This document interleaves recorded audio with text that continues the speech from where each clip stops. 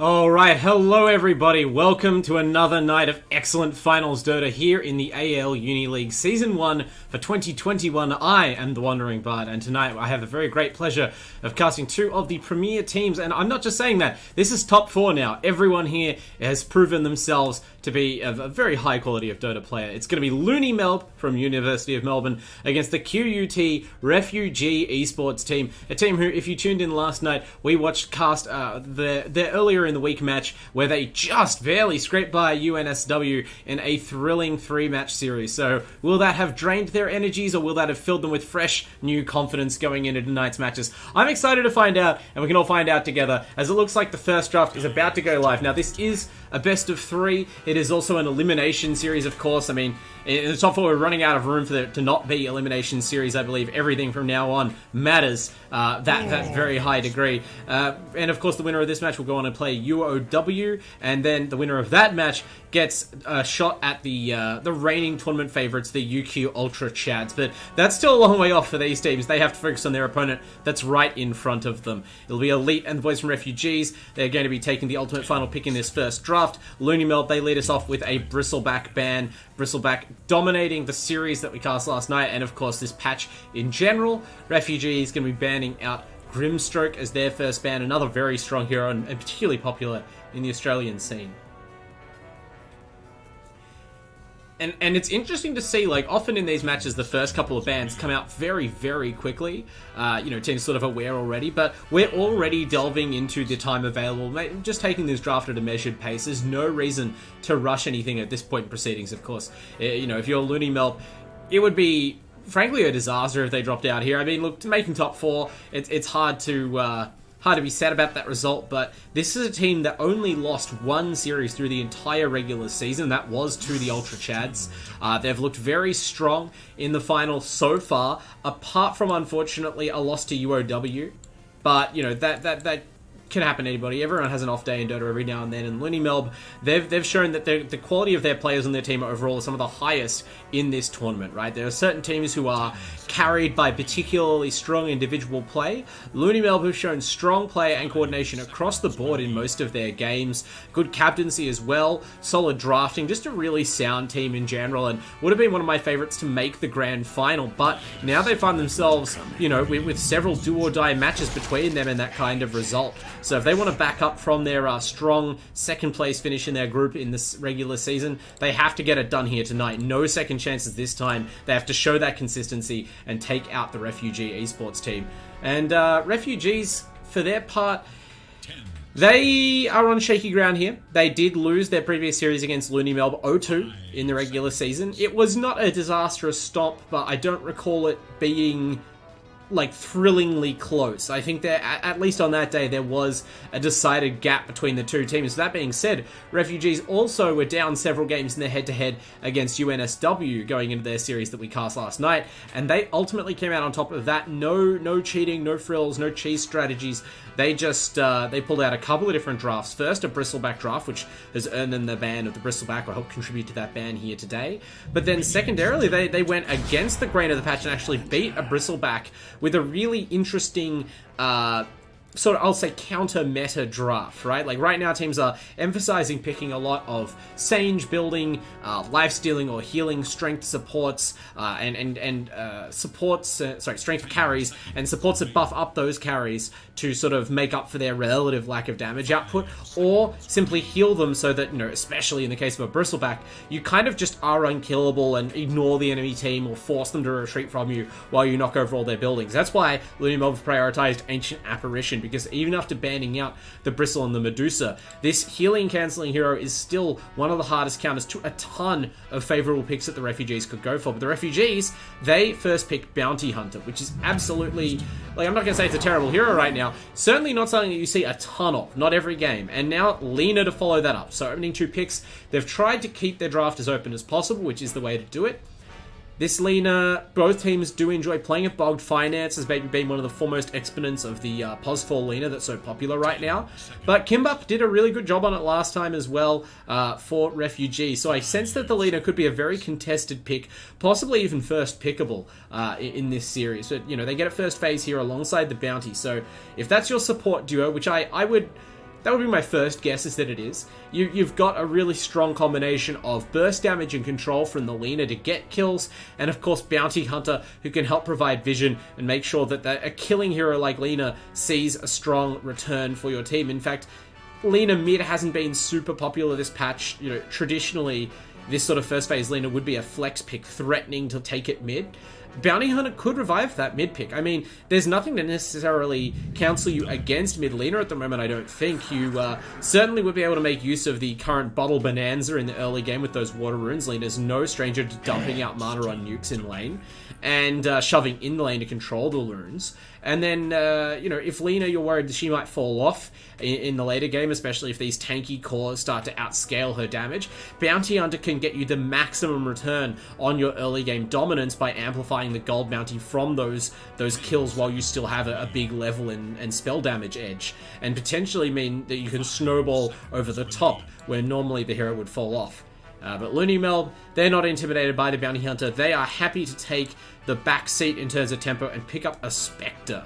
Now, not quite the sitting duck that she used to be, stronger in the laning phase than she maybe once was considered to be, and obviously the Radiance has gone from being, the item you build every game, the goal of the hero, basically no matter what, to a real kind of luxury build, the way it is for many heroes in the game. Much more common now to see the Diffusal, the Blade Mail, other sort of stats-based items, and just the mere fact alone that you're able to haunt into a fight from anywhere on the map is considered to sort of be the hero's edge. You don't need those haunt illusions to be carrying this devastating Radiance aura for you or anything like that.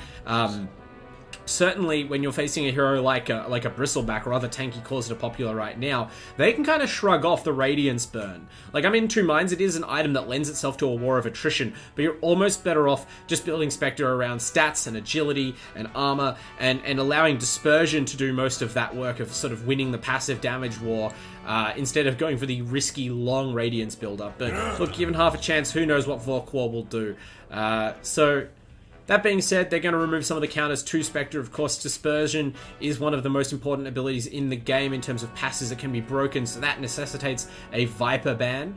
And Necrophos also removed. You don't want to be without your primary carry, especially in this carry-centric meta, for too long. And we saw in Game 3 of the other series that I cast how well Refugees were able to put to use the Reaper's Scythe in taking the UNSW carry Sven out of the game for huge chunks of that critical Game 3. So looks like LoonyMelb were reviewing the tapes, and they were able to sense that pick on the horizon, ban it out. And they also removed the Centaur Warrunner, which to my money is still hands down the strongest offlane pick you can have right now. Really allows for so much in terms of you can set up a kill lane on the enemy safe lane. If the enemy respect that and pick a strong safe lane, you're able to effortlessly roam your 4-pos out and help in mid or other lanes, which is a massive advantage when, again, so much importance is placed on those early minutes and rune control for the mid laner. Being able to free up your support without your offlaner guaranteed dying is something that you can't take for granted anymore, and something which Centaur does allow. And then, of course, you have the ability for the Centaur to solo take towers with return in the early game. And, from level 6 onwards, you have this very, very powerful disengage or engagement spell in Stampede, which, if it's not obvious how that works in the current meta, when you're dealing with these attrition-based lineups, it becomes less and less likely as both teams pick very tanky cores that anyone is going to die in just like a flurry of AoE control spells. So something like a Ravage is less important because it's not going to make the difference between, someone living and someone dying as reliably. And instead, the ability to get out of a fight when all these heroes are just kind of walking at each other, maybe casting some slows, to just be able to press the Stampede button and leave the area with no further commitment is very, very strong. And so LoonyMelb, they just do not want that hero in the game at all. They remove the Centaur.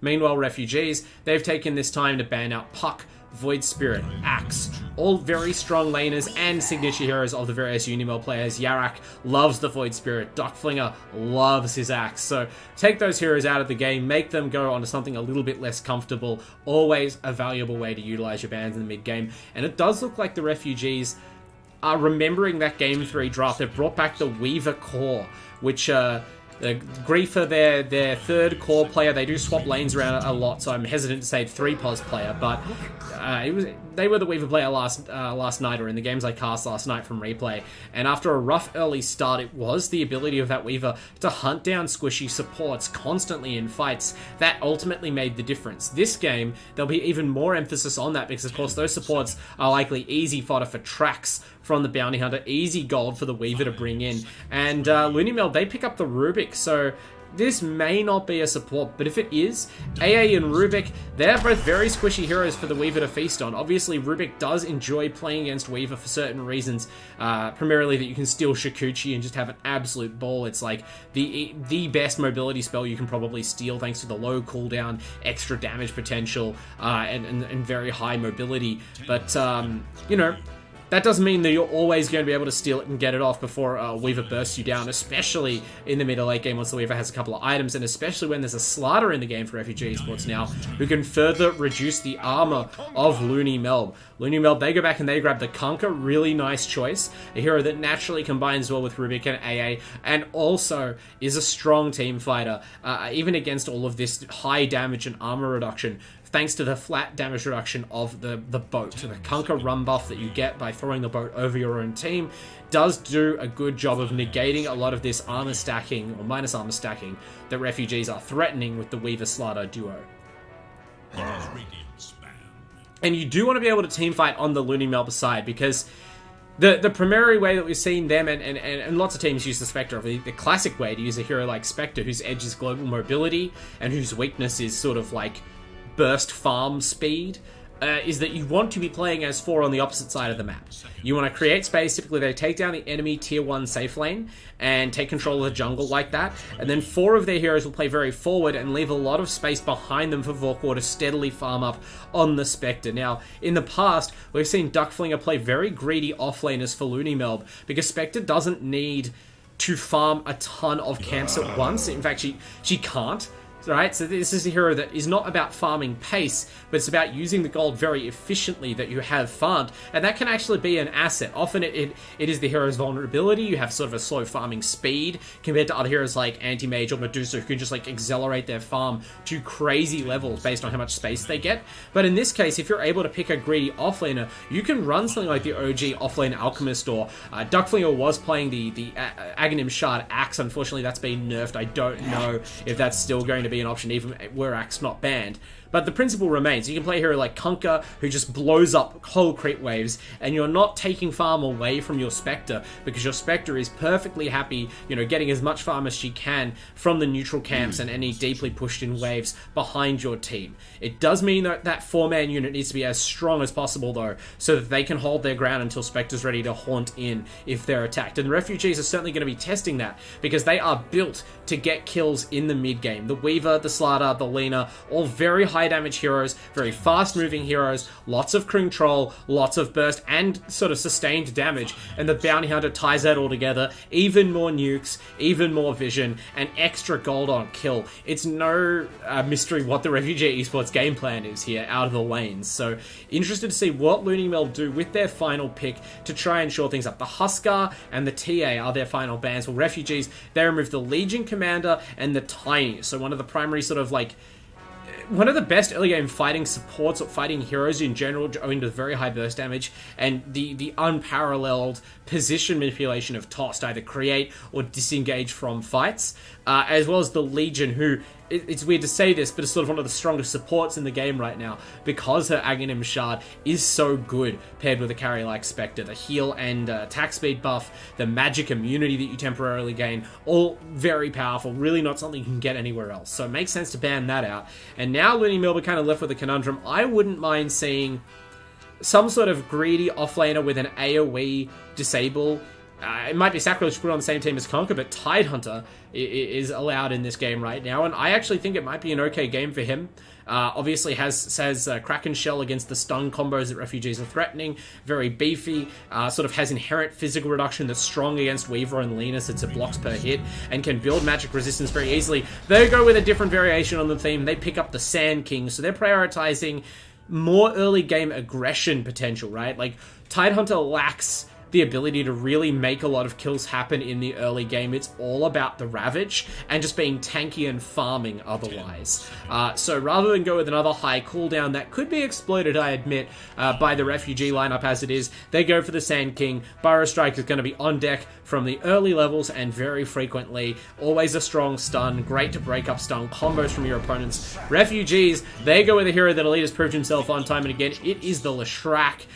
Very, very strong hero for if you're trying to play this sort of tempo-based lineup, and it gives them a way to punish LoonyMelb not only by getting kills, which Leshrac is great for, but by taking down the towers on the map. If LoonyMelb try and play a defensive game and dodge fights or just play too passively in an attempt to get things on their terms, the Leshrac will just collapse onto the towers, and they'll be very happy to merely erode your map control rather than overextend into dangerous team fights. So, hard to say who's won this draft. Both teams have strong synergies, good balance across their heroes, strong early and even late game. I want to give the edge to Refugee Esports, but I think that may just be recency bias because I saw them do so well on a similar draft just last night. LoonyMelb, though, they've been strong all season. I think I'm safe to hold back my judgment here, and we'll see who comes out on top in the lanes, who has the better form out of the blocks here tonight.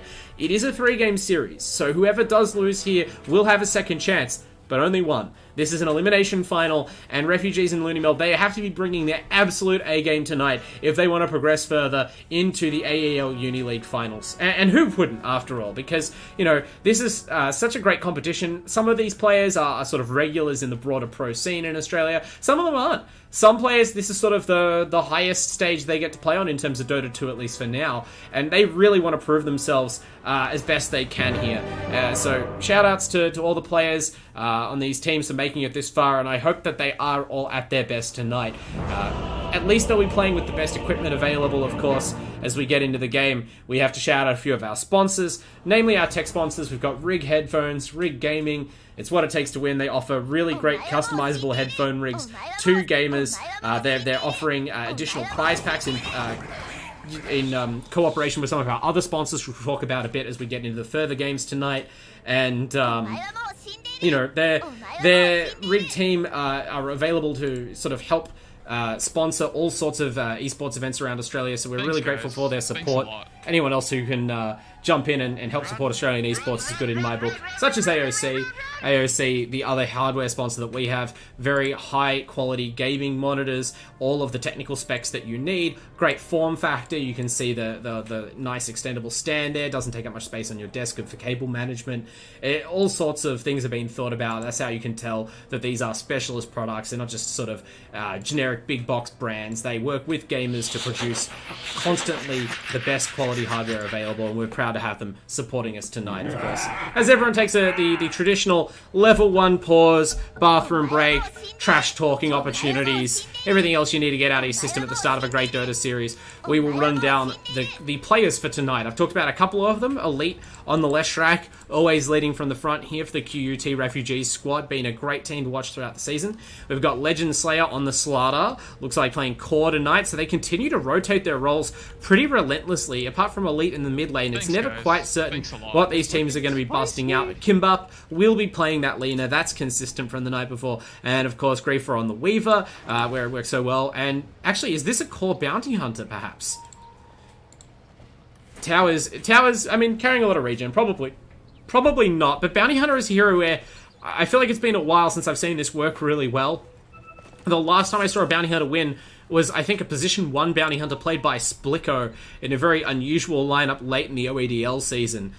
So, you know, that sort of says that this hero has been hard to find a home for. We'll see what they do with it. In the meantime, we've got Yarak on the mid Kunker for LoonyMelb. We've got Vorquar on the Spectre, of course. Rock solid carrier for his team. Bogged Finance, one of the flashiest, I want to say, 4 positions and most confident and aggressive 4 positions I've had the chance to watch during the AELUni League. And Kage S holding it down on the Apparition, plays a mean ice cream cone. Always a fan of Apparition players when they know the hero well. So watch for some really nice from downtown Ice Blast kills today.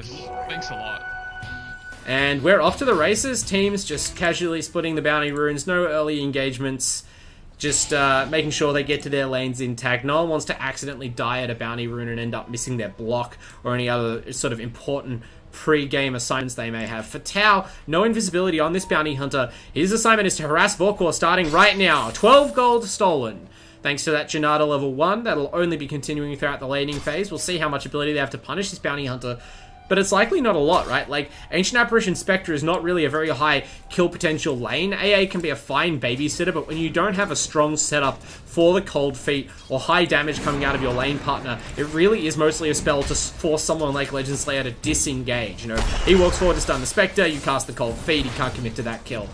Instead, just commits the Slithering Crush to securing the range creep, and Tau commits to softening up Vorkor's GPM stats with that Janata. I'm never quick to get overly excited about the amount of gold stolen. It doesn't usually add up to more than a salve or two, but in the early game, that's where that's going to be most impactful. So we'll see what this bounty hunter support gets done, and especially after the laning phase, whether or not it sinks or swims, whether or not they can get the snowball rolling with early kills. In the meantime, we've got sort of even-ish farm in the mid lane. Leshrac going to catch up with the Conqueror as the lane pushes back under the tower. That's usually a fairly passive lane we've seen so far, owing to, you know, how those runes again work and give both lanes an absolute abundance of health and mana. Makes it pretty difficult to kind of force anyone out of lane or solo kill them unless someone gets a bit too frisky and overcommits. But this Weaver Sand King lane, at least for now, pretty Weaver favored. So Griefer getting the chance to have a great start on a hero that, you know, last night they didn't even need a good start to really dominate on. Came strong in the mid-game fights with some really clever positioning and knowing when to take the opportunity to hit and run, which is what Weaver's all about. Action on the top lane starting early. Cold Feet goes out onto Tau's Bounty Hunter, so Legend Slayer throws down a Crush, but you know, that's basically it right now. Slider does need a couple of levels to really get the full kit online, much like the offlane counterpart Duck Flinger. Once we see a few more levels in the Burrow Strike and the Sandstorm, I feel like we may see some kill potential on the Weaver, or especially the Lina. But for now, Bog Finance and Duck Flinger are just going to be making sure they can keep the lane under control and secure even farm for their Sand King. Get that early Blink Dagger online. There's a tip going out in the mid lane. I'm not sure, nothing's really seeming to be happening there for now. But, you know, got to get your shots in where you can. Bit of psychological warfare. Tau right now is unable to stop the dire pull, so instead just settles for stealing some of the creeps, and that's pretty good. One of the main pitfalls I see of Bounty Hunter support picks is that you often do end up a bit behind on golden levels. Hero doesn't do a lot without items, but also has no inherent farming mechanism. So, good to get a little bit of extra gold where you can. Now we see going for a kill on KGS. Tau is very weak, but it looks like the spells have already been used on the side of the Dire, so getting a bit of damage in and setting up for Legend Slayer with the Orb of Venom. That's all it takes. Legend Slayer braves the Cold Feet and has enough time in the end to burst down that AA, the Ice Cream Cone. Not very tanky at all. Walks off the Cold Feet, so there's your first blood. Big blow for QUT to strike. Kimbap looks to be in equal trouble in the bottom lane though, so second blood goes back the other way, immediately levels things at 1 kill apiece, but a slight gold lead for the Radiant, for QUT, as they are the first ones to isolate and kill off the opposing +5 with their off lane. And again, I mean, I can't really say that Rubik is not a hero that enjoys the XP. Very, very big to see the Bounty Hunter lane doing well, because, you know, this is the hero that I want to say has the lowest floor. If you do not have a good start, if you cannot find ways to be impactful and start trading up on that influence into bigger and better things.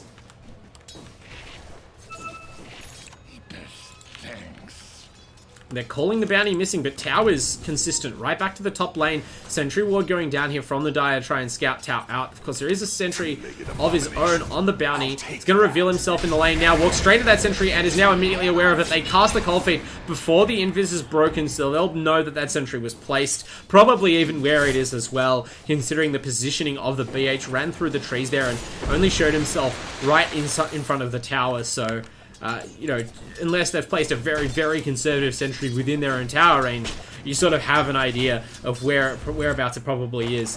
Might be a bit tricky to de-ward though, being that deep, as Legend Slayer decides to just fight over the lane creeps, draw some spells, relying on that bounty to bail him out, and of course the stick that he has is going to refund a lot of the health and mana as well. And while they're behind on health, there's no mana left on the side of the Die here. Vorkor and KGS, they're down to just auto attacks, and they've realized this on Tau. Legend Slayer, they're gunning for the Spectre now. Much bigger kill. Tau finishes it with the level 1 Shuriken toss. That's massive for the Bounty Hunter, and rough for LoonyMelb to lose the Spectre this early on. I wouldn't have said Spectre AA was a particularly weak lane, but the laning strength of this Slardar, particularly against a lane that kind of struggles to threaten him, is really paying off. You see there, he was just under no real concern, despite the spells being cast. In fact, when AEST tried to use the Cold Feet offensively, like I said, they lost their only defensive tool, and it immediately led to a kill back onto Vorkor. Now they might get it to pay off. Legend Slayer, he's taking the spells up. He has a Fairy Fire, though.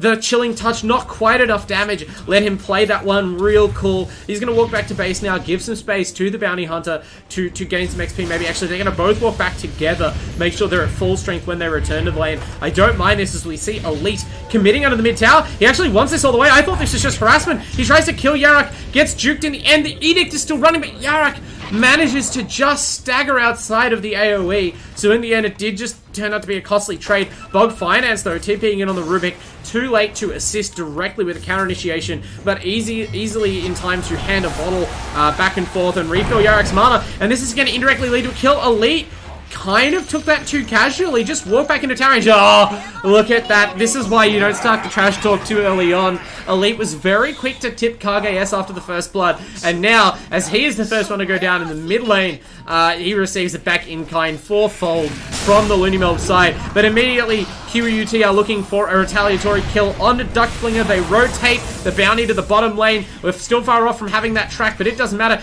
Actually, it does matter. He doesn't finish off Duckflinger. Duckflinger slips away. I mean, there's a Radiant Sentry Ward down here, so I'm not sure whether they were just expecting him to die at any second from Kimbap's autos or something like that, but the decision to not kill the Sand King maybe costs them there. The Sandstorm damage ticks down and actually finishes off the Bounty Hunter before Duckflinger dies, so a few slight miscues from QUT do prove costly there. Elite allowing himself to be picked off by the rotation from the Rubik, and then the Bounty Hunter not quite finishing his play to bottom lane. They do end up killing Duckflinger though, so nothing disastrous, just some natural sort of finals nerves being visible in these early trades. Legend Slayer has the level 6.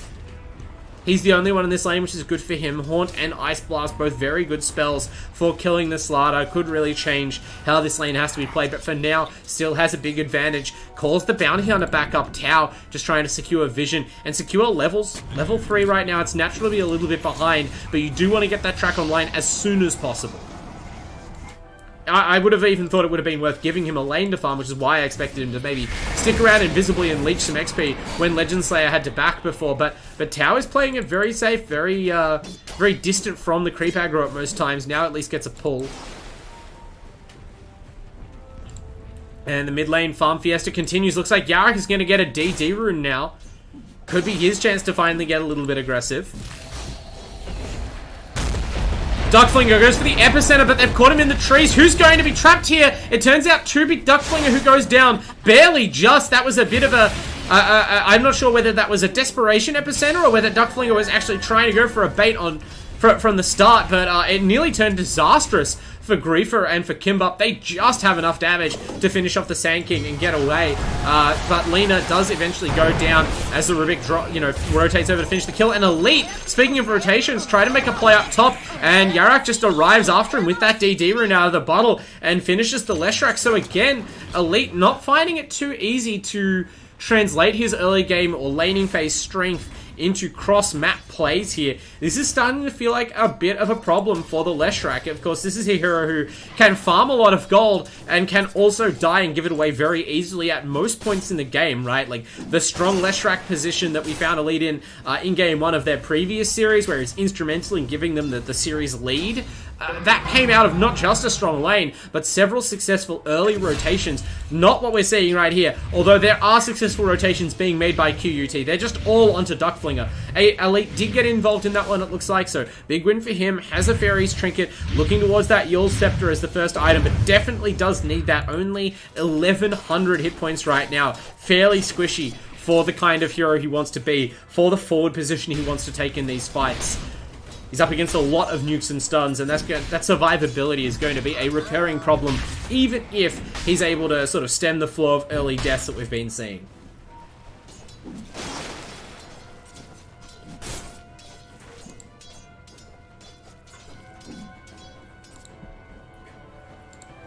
It's a momentary lull.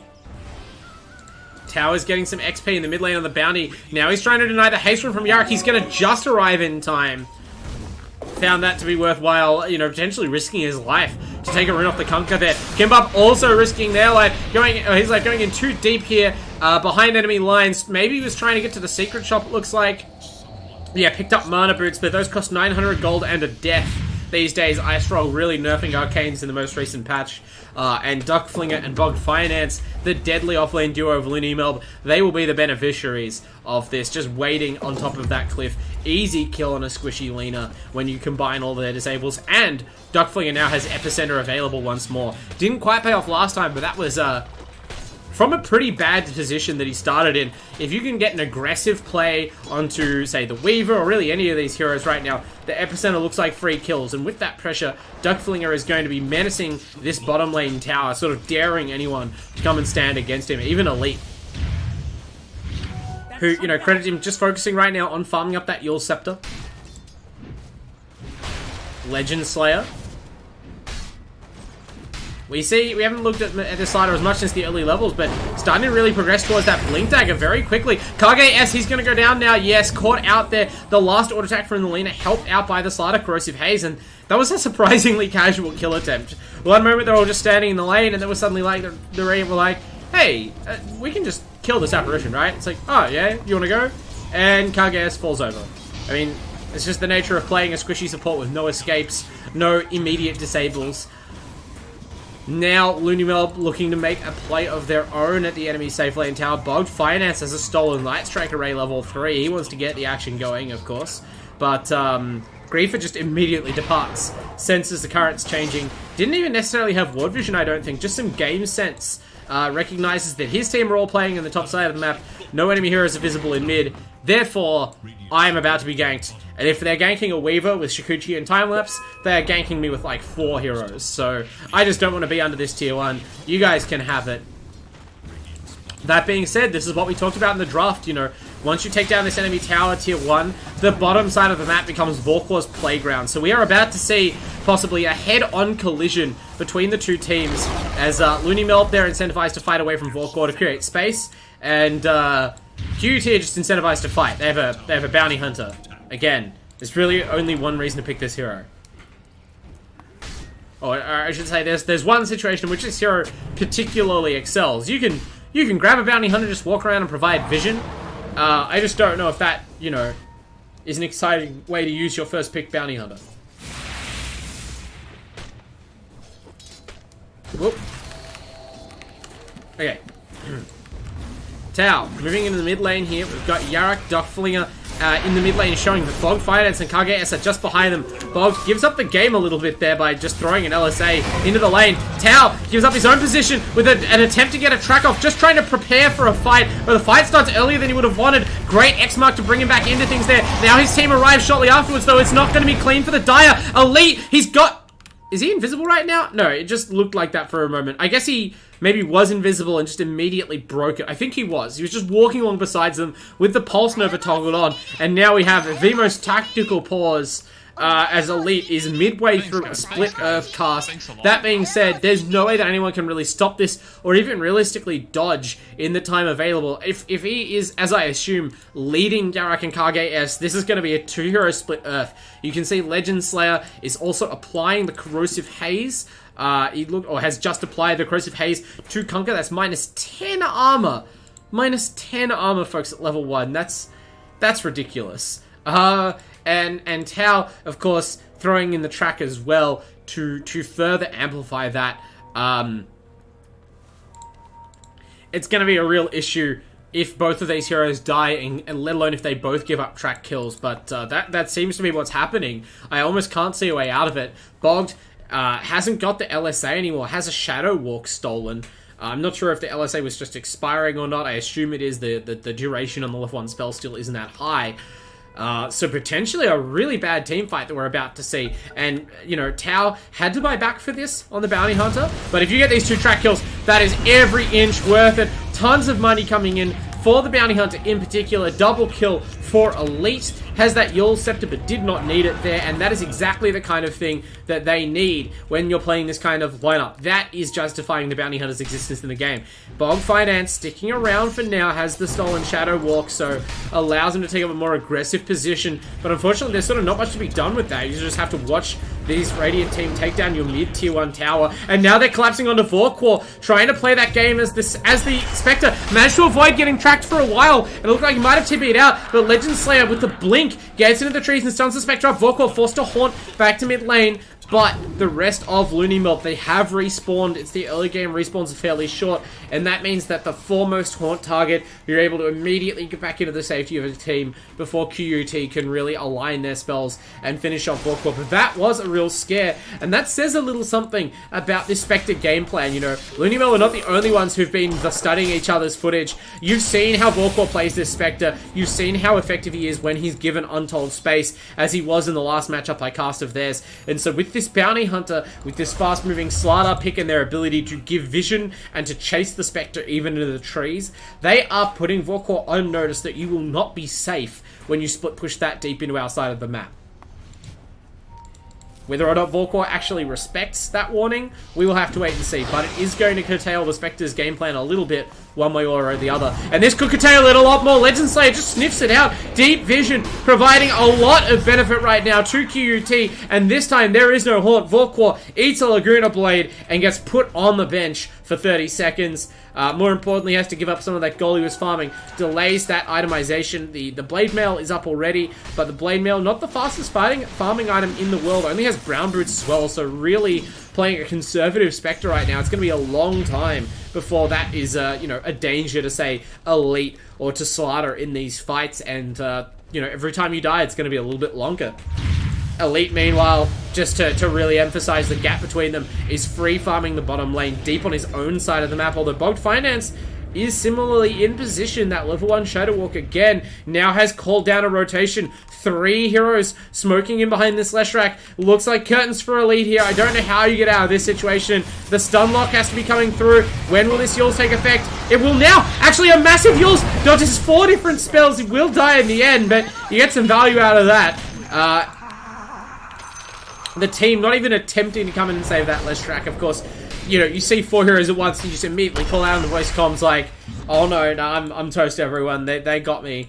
They got the smoke. Also got some good deep vision up, so overall, I mean, that's going to protect Vorkwar when the Spectre is farming down there and make it dangerous for that sort of farming expedition from the Lesh. So now both teams sort of showing that they can contain any sort of risky farming moves from their opponents. Legend Slayer though, wow, talk about punishment. KGS thought he might hit a creep under his own tier 2 tower. He gets 2-shotted by this Slardar. Huge damage coming out of a hero that really doesn't even have damage items. It's just the max bash on a very squishy target, and that level 2 corrosive haze, minus 15 armor. Now it's Bogged Finance in trouble. I talked about the Weaver being the hunter of squishy support heroes. With the Slardar working together, there is nowhere that's safe for Bogged and KGS right now. And I mean, this is a way to lose games of Dota. You can't underrate.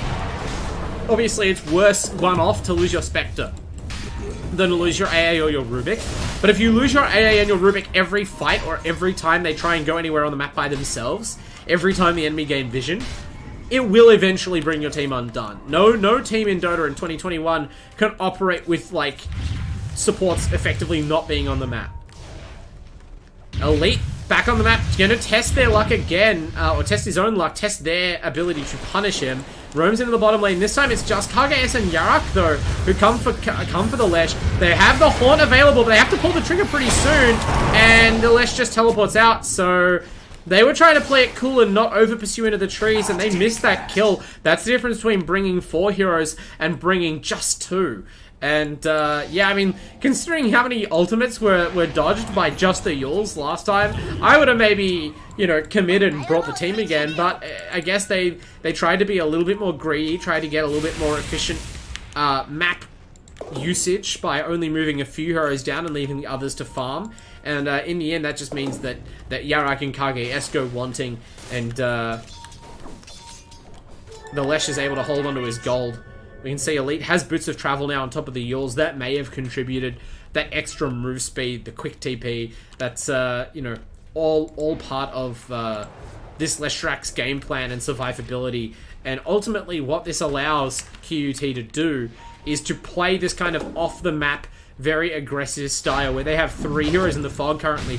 Right now, 4 heroes in the fog, and that's because 2 of them are in the Roche pit. So the space that the Leshrak creates by single-handedly keeping lanes pushed out creates this great uncertainty about what the major body of their team is doing. Were they going for ganks? And while Duckflinger is sort of hiding in the back of his lane, farming conservatively, while the rest of the team are kind of standing around in the side of the map Vorquar's in, ready for a reaction.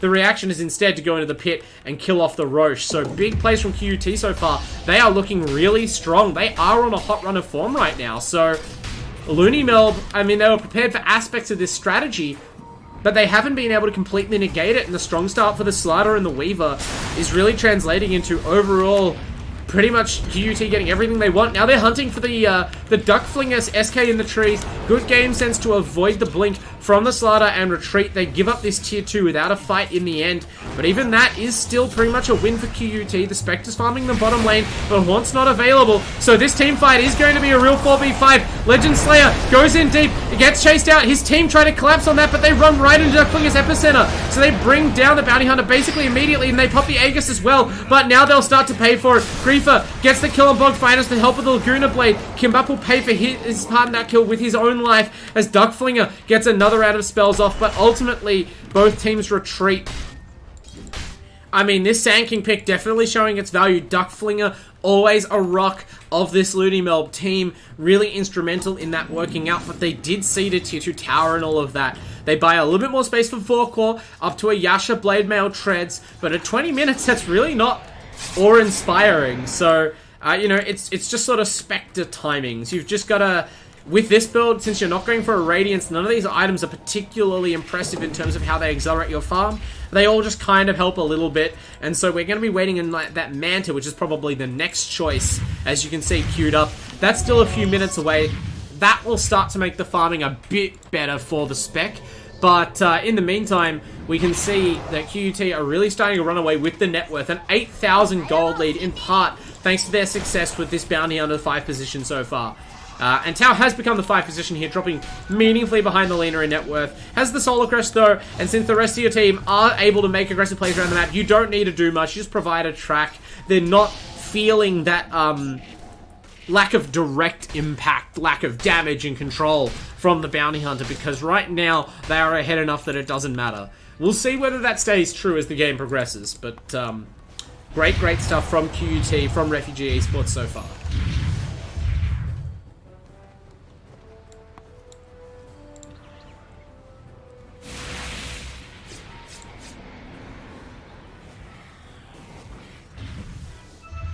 Oh, in the mid lane, Yarak. He's not tracked yet, but he still feels the eyes of the bounty upon him, and rightly makes the decision to just bulk out of that mid lane, join the rest of his team in the bottom side, and oh, look who's come to visit! Elite! Not in the bottom lane this time, so not overextending as much, not daring them, but to pick him off in the lane like before, but still the jungle is a dangerous place right now, and kind of realizes that, backs off just in the nick of time, so this is kind of exciting ships in the night Dota right now. A cold war going on, both teams heavily occupying each other's jungle, dividing the map basically down the middle right here, and respectively trying to farm up that space, or in the case of LoonyMelb, just kind of stand in that space as a buffer while Vorquar farms most of it. Yarak, though, he does need to mind his own item progression. Basically just started by tanking up to make sure that he can stand tall in the fights. BKB, double braces, and phase will guarantee that. Now he needs to try and get some damage going, I think. Or maybe some extra teamfight control. I don't know how big a fan Yarak is of the Aghanim's Conquer. Looks like we're just going for the Halberd here, so that's going to provide some good control in itself, as well as even more tankiness.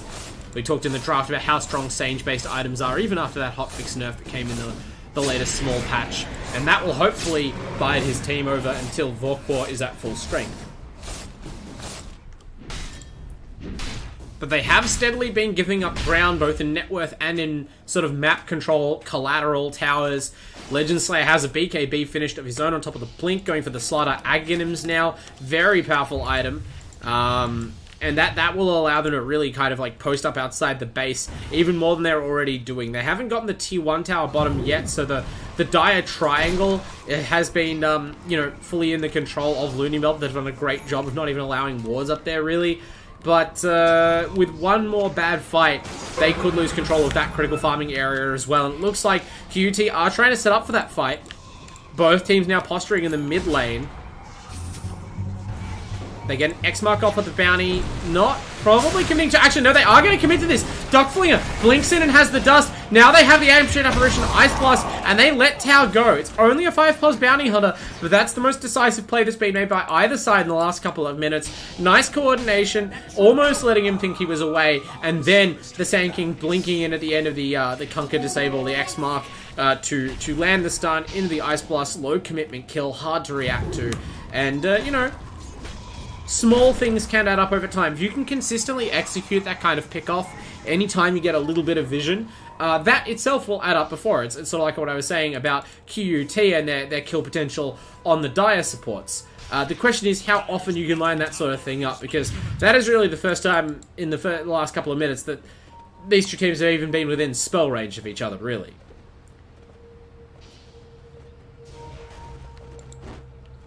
Cat and mouse game continues. Both teams just farming up. It's still a static 8k gold lead for the QUT Refugee Esports team. Now they're going to smoke. Roshan is still not available just yet, but they are not willing to wait that long. They understand that even if they can keep the lead at this level over time, that's better for LoonyMelb. They don't want the Spectre to continue to farm, and so they are making a play.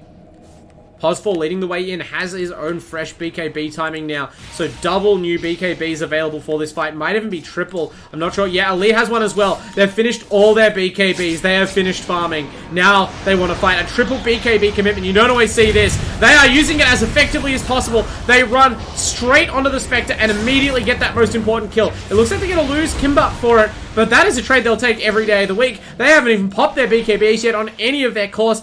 Griefer even has the Essence Ring available. This is an absolutely fearless Weaver. Wow, Legend Slayer stretches across the room for one of the longest range crush stuns I've seen. I really thought Bog Finance was out of that, but he is dead to rights now as a result. They catch him out. Sand King, no chance to finish that TP as Elite, burns the Yules, and that is how you use a triple BKB timing. I mean... I'm not sure. I suppose LoonyMelb really didn't have much choice. They realized they were being given some space and they made the best of it. But the patience shown by QUT and the confidence in their team play to not just hunt for random kills, to hold their fire until they had all of these BKBs ready, pays off in a massive way. Although overstaying their welcome a little bit outside the base costs Legend Slayer his life, and that is a quite sizable gold bounty to hand back to the Conquer. So not terrific there, but they still go up another 2,000 gold to 10,000 gold lead as a result of that fight. Got a couple of track kills, spent their 9-second BKBs wisely. Really nice next blow, and it's sort of like each of these major engagements is a really clearly telegraphed step in their plan to eventual victory. Now their next focus has to be on these towers, right? They've sort of established they have teamfight superiority at the moment. But again, it's still sort of too early. These respawn timers are too low to go high ground off of that. And Roshan, unfortunately, still has not respawned. So at some point, they need to find a way to set up on this tier 1 tower at bottom, on this tier 2 tower in the middle, and try and reduce the space that LoonyMelb are farming in, because otherwise the return on these team fight victories, impressive as they are, is not as high as it could be, and unfortunately the sort of item advantage they have right now, it just won't last forever. You know, the different ways that these different heroes scale eventually still add up to a lead for the Spectre. Duckflinger has the Aghanims now, so Blink and Ags very capable of getting onto any target they like, or disengaging with that super long Ags Burrow Strike. Even adds the damage through the Caustic Finale, so just a great item overall.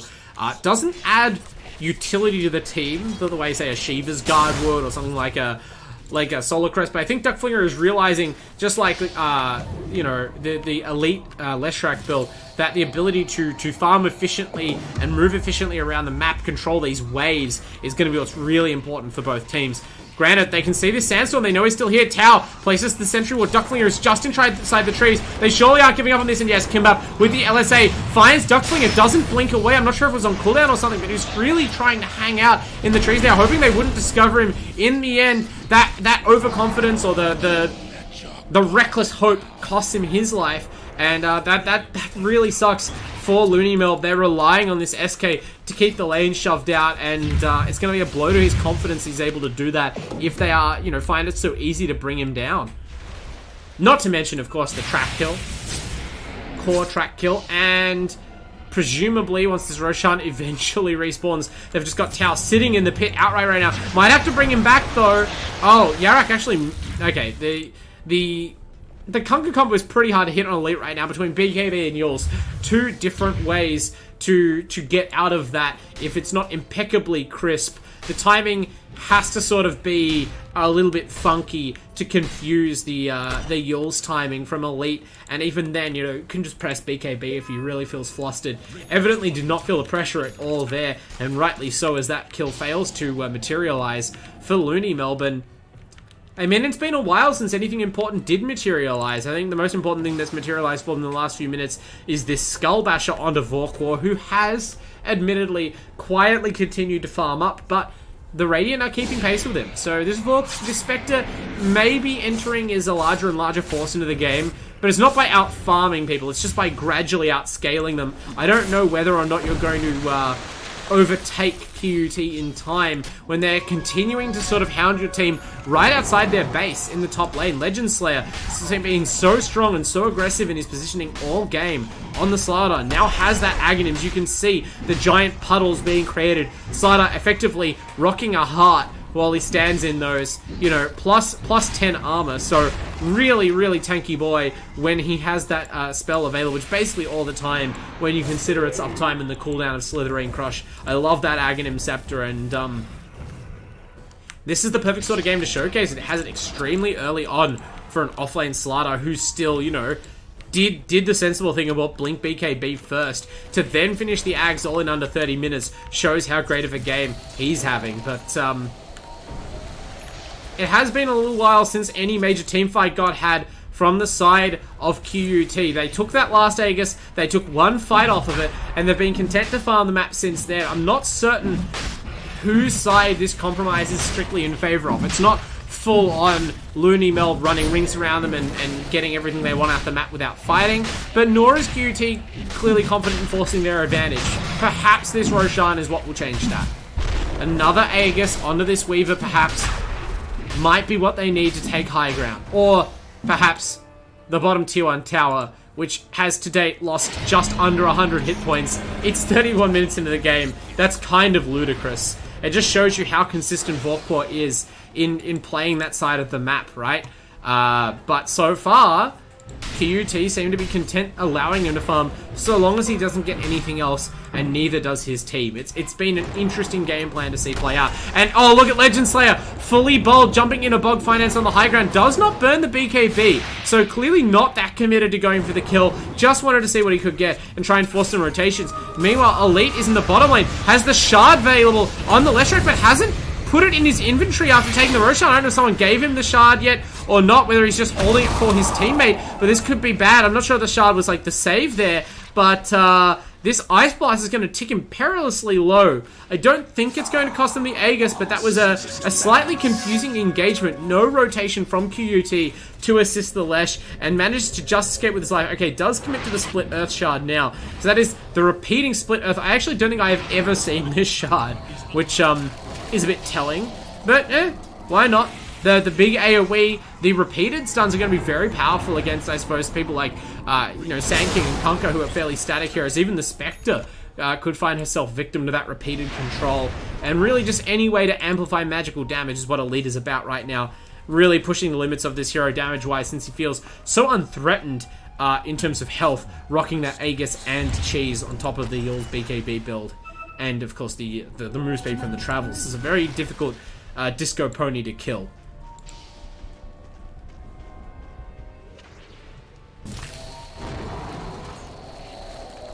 Now we see, it looks like the next big fight might be about to happen in the mid lane. Griefer looking for any straggling Dire heroes, and you can see how reluctant they seem to go on towers, right? It's not that they lack the ability to kill them. Weaver's fine at sieging towers. Lina can chip in a bit of damage. Elite obviously blows them up, and certainly doesn't have much of a problem standing in front of one with the Aegis of the Immortal, but Elite seems to be regarding this as a farming Aegis almost. Oh, Bog Finance, he's being scouted out. Nice use of the bugs from Griefer, but there's no one else to help out, and so Rubik just gets to TP away quickly. Thanks, guys. Thanks a lot. Trying to put some damage on the enemy offlane tier 1. It's not a very high value target, but it's still worth some gold at this point in the game. Either side would welcome it. Particularly LoonyMelb, though, as they have actually managed to suddenly sink down to a minus 16k network differential. That's not tremendous. Even if you have a Spectre, there's a limit to how much more efficiently you can use that gold compared to your opponents. And, I mean, as they've bought a 4th BKB on the side of QUT, I can't deny they have been using it well, because, like, this magic immunity is just instrumental in these fights. There's no targets for the spells and disables of LoonyMelb. Heroes like AA, Sanking, even Slaughter and Rubik are fighting themselves with really nothing to do except to run away and hope to re-engage once the magic immunity expires. Oh, Elite committing deep in, has the Bloodstone finished now, so the great farming pace of these heroes, they're really doing a lot with the space they've been able to create. Of course, we see slightly farcically they can't damage the tier 2 tower because the enemy bot lane tier 1 is still alive, and so that is not a tower trade in the end. They do kill off the SK, and maybe that will be their ticket to setting up something that actually nets them a building. Or not. I mean, Elite just runs straight back to the bottom lane. Griefer is the top net worth on 19,000. Leshrac only a couple of hundred behind. Slaughter is the 3rd place with 15.7 ahead of the Spectre, still at 35 minutes. Economically, QT are dominating, but they have to translate into something at some point. Tao is going to make that attempt. Goes in. All 5 heroes on QUT rocking BKBs. It's not something you see every game, no matter how strong that item is. And it earns them a tier 2 tower in mid. Finally, they just sort of bully the side of LoonyMelb back into their base, back up onto their high ground, and then immediately return to farming. I mean, there is a massive wave crashing against their top tier 1 right now, which they are dutifully going to teleport to clear out. So, again, I'd be forced to call this a measured pace from QUT. And so far, they continue to retain and even extend their lead. It is hard to criticize their decision-making. But if they lose this game somehow, one might wonder whether or not they will regret not trying harder to force things at this particular time. Thanks, guys. Thanks a lot. As it is, it's LoonyMelb who are trying to force something right now. They've popped a smoke running from outside of their base. I don't think it was scattered by that dire ward. I think they were behind the copse of trees there. And so they're going to find Elite. This Leshrac in his own jungle. Thought he was safe, of course. The Aegis is still up. So there's Titan TP in and Bailey out, but only Bounty Hunter's committed. Okay, now they're starting to bring heroes in, but it's the full dire side here. They get scared, though. They're spooked. They don't think they have the firepower to kill Elite a second time, and they're going to try and bail back to base. But they risk running back into Legend Slayer. A long LSA from the Rubik with the Arcane Supremacy. Might keep Yarick alive. Okay, nice shard telekinesis. Tossing the Conquer back to safety. I feel like would have been dead to rights there at the hands of the Skadi-equipped Griefer Weaver. But, yeah, that was an interesting play. They smoked out of their base. Very efficient initiation. And then just no attempt to follow up and get the second kill on the Lesh. I mean, at least they didn't give anything up for it tangibly, but you have to wonder how many of those opportunities you get in a given game, especially when the enemy are, you know, just trying their hardest to suffocate you, to keep this soft perimeter, a blockade around your base. Farming up on all of their heroes. 20,000 is now the net worth lead for the side of QUT. Very professional and disciplined, though. Not overcommitting. Does mean the lead is exposed to get on the bottom lane here. He'll pop the BKB to teleport out, but it's an immediate bash. No, Volko has actually completed the full Abyssal with the extra space. All of this farming time. Is this the point where you start to let the Spectre get too much? They kill off Elite's Lesh through the BKB as a result of all those items, and Volko finally makes a meaningful mark on the game. We'll see how we go, but that is a big kill to get. Second most farmed hero on the map, pretty much tied with his Weaver for first in net worth. And, I mean, the Weaver could easily suffer a similar fate.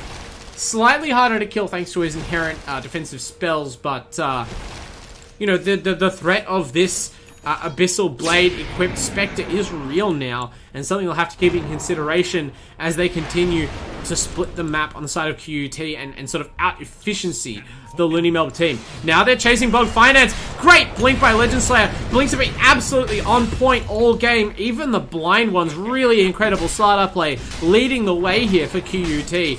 Great to watch. Maybe this kill will be the kill. Every time it takes a little bit longer for LoonyMelb to get back on the map. But so far we still haven't seen anything translate into a serious high ground push for QUT. Just really being conservative about it. And Elite is gonna make a quick pause. Okay. All in service to imbalance. Oh, okay. Apparently, one of the players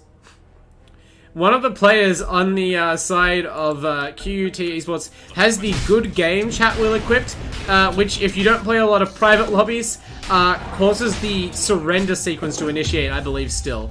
Much like typing GG in. If you all chat that, or the letters GG, you trigger the end of game sequence, so your captain has to cancel. And so I believe they just immediately pause the game like, okay, take that off your chat bar, buddy. Like, you would not be the first person in Dota history to do I think it was Demon, actually, Jimmy Ho, who maybe accidentally called a game like that when the system was first introduced. Others have done it since, very occasionally. You don't even want that distraction of having to click that pop-up in the middle of a team fight, so, you know, small little bit of Dota quirkiness interrupting what is otherwise a very tense and cerebral game here between these two teams. This is certainly one way to look at finals Dota. No one taking, well, not no one taking risks, but no one committing to just like half-calculated team fights. Everyone here playing a really tense economic efficiency game. There's a Scythe of Vice now up on this Weaver. Huge farm for Griefer. The blink on the Slider seems to catch him after the blink Burrow Strike catches out Legend Slayer. The X Mark goes after him. They're just stunning him in place, but they don't want to commit to the kill. He's so tanky. Has a Shadow Blade now as well. Brings it out of the backpack. So this Slider is massive.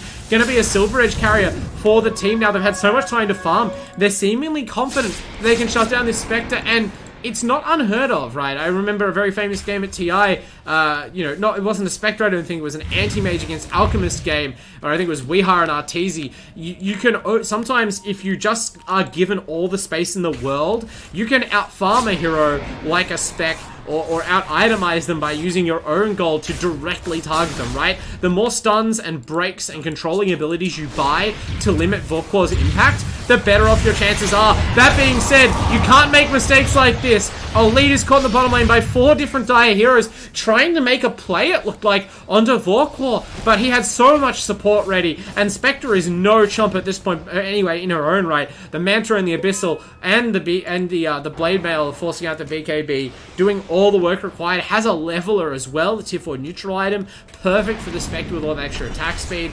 And yeah, I mean, despite how things have gone, despite the 20,000 net worth lead the QUT have been rotating for most of the game, they are still pretty much equal on towers. And they still have yet to seriously threaten the high ground. Even the items they're going for, like this Silver Edge makes sense as a way to counter the Spectre, doesn't necessarily make sieging any easier, right? It only really helps you break the high ground if you're able to catch out and kill Vorquar. Which is not like something you can take for granted. Vorquar's not a player that makes a lot of simple mistakes.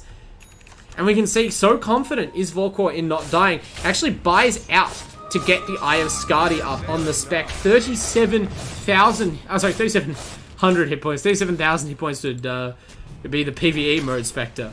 But yeah, it's at that point now where, you know, the Bounty Hunter pulling out the creep wave for Legend Slayer, the teams are maneuvering around the maps. We're pretty much in late game Dota, and it's only 21-15. I basically can't remember a game with so little action occurring in any of the Oz Dota tournaments I've cast for quite a while. Certainly not one where both teams were in with a serious shot of winning and it wasn't just sort of junk time. But that's where we currently find ourselves.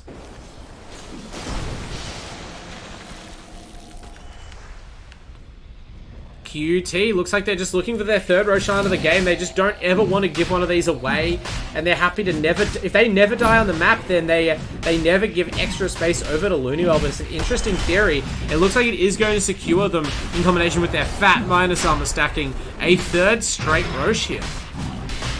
Not even an attempt to counteract this if LoonyMelb suspect it's happening.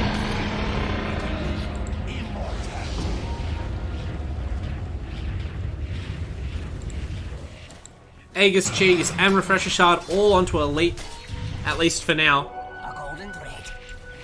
Granted, they don't really have a super long cooldown ultimate to refresh. It's pretty much just the Weaver time-lapse or the Laguna Blade. Bogged Finance is in full creep skipping mode, getting in deep behind the tower, has the stolen Shikuchi. So you can see his ability to nuke down the creeps here. Gonna be tough to catch him out. Elite decided to go for the play on the AA instead, but KGS senses it's time to get out of there, and he retreats as well. Has the shard available on the AA, so now both supports are quite potent in their ability to clear out these creep waves, and really good to see them doing the job, just like Elite has itemized to do for his team on the Lesh. Oh, Bog Finance may have been caught now though, trying to slip out, ironically trying to escape from that precarious top lane position. Runs into Griefer in the secret shop area, and there's just too many Radiant heroes nearby. They're too quick to close, so 72-second death timer on the Rubik. Maybe this is their green light to go. They have the Silver Edge available on the Slider. The break. Oh, actually, they're drawing the arrow onto Vorkor here.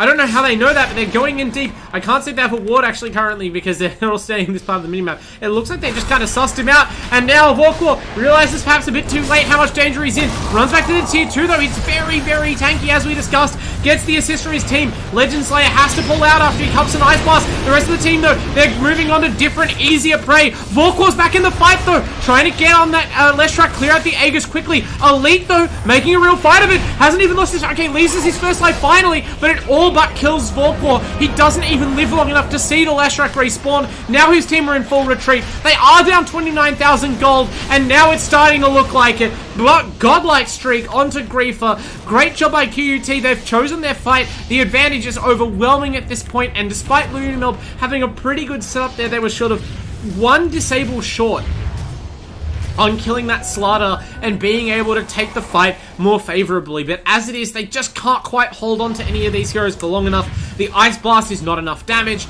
or the team doesn't have enough damage to make the Ice Blast relevant. And so now we get to watch Legend Slayer diving past the tier 4s to harry the two supports, while his team finally, at 45 minutes, go up the high ground, and at this point, it's a victory parade. Their strategy, they've held their nerve, and it has worked out textbook, basically. I mean, until it happens, you can't be sure. I was willing to entertain some doubt, and they were taking, it's not that they were not taking a risk by allowing the game to drag out this long without even attempting to push the high ground, but the assuredness they have showed, the confidence in their strategy, in their leader, in their carries, in their ability to out-farm Vorkor, on the Spectre.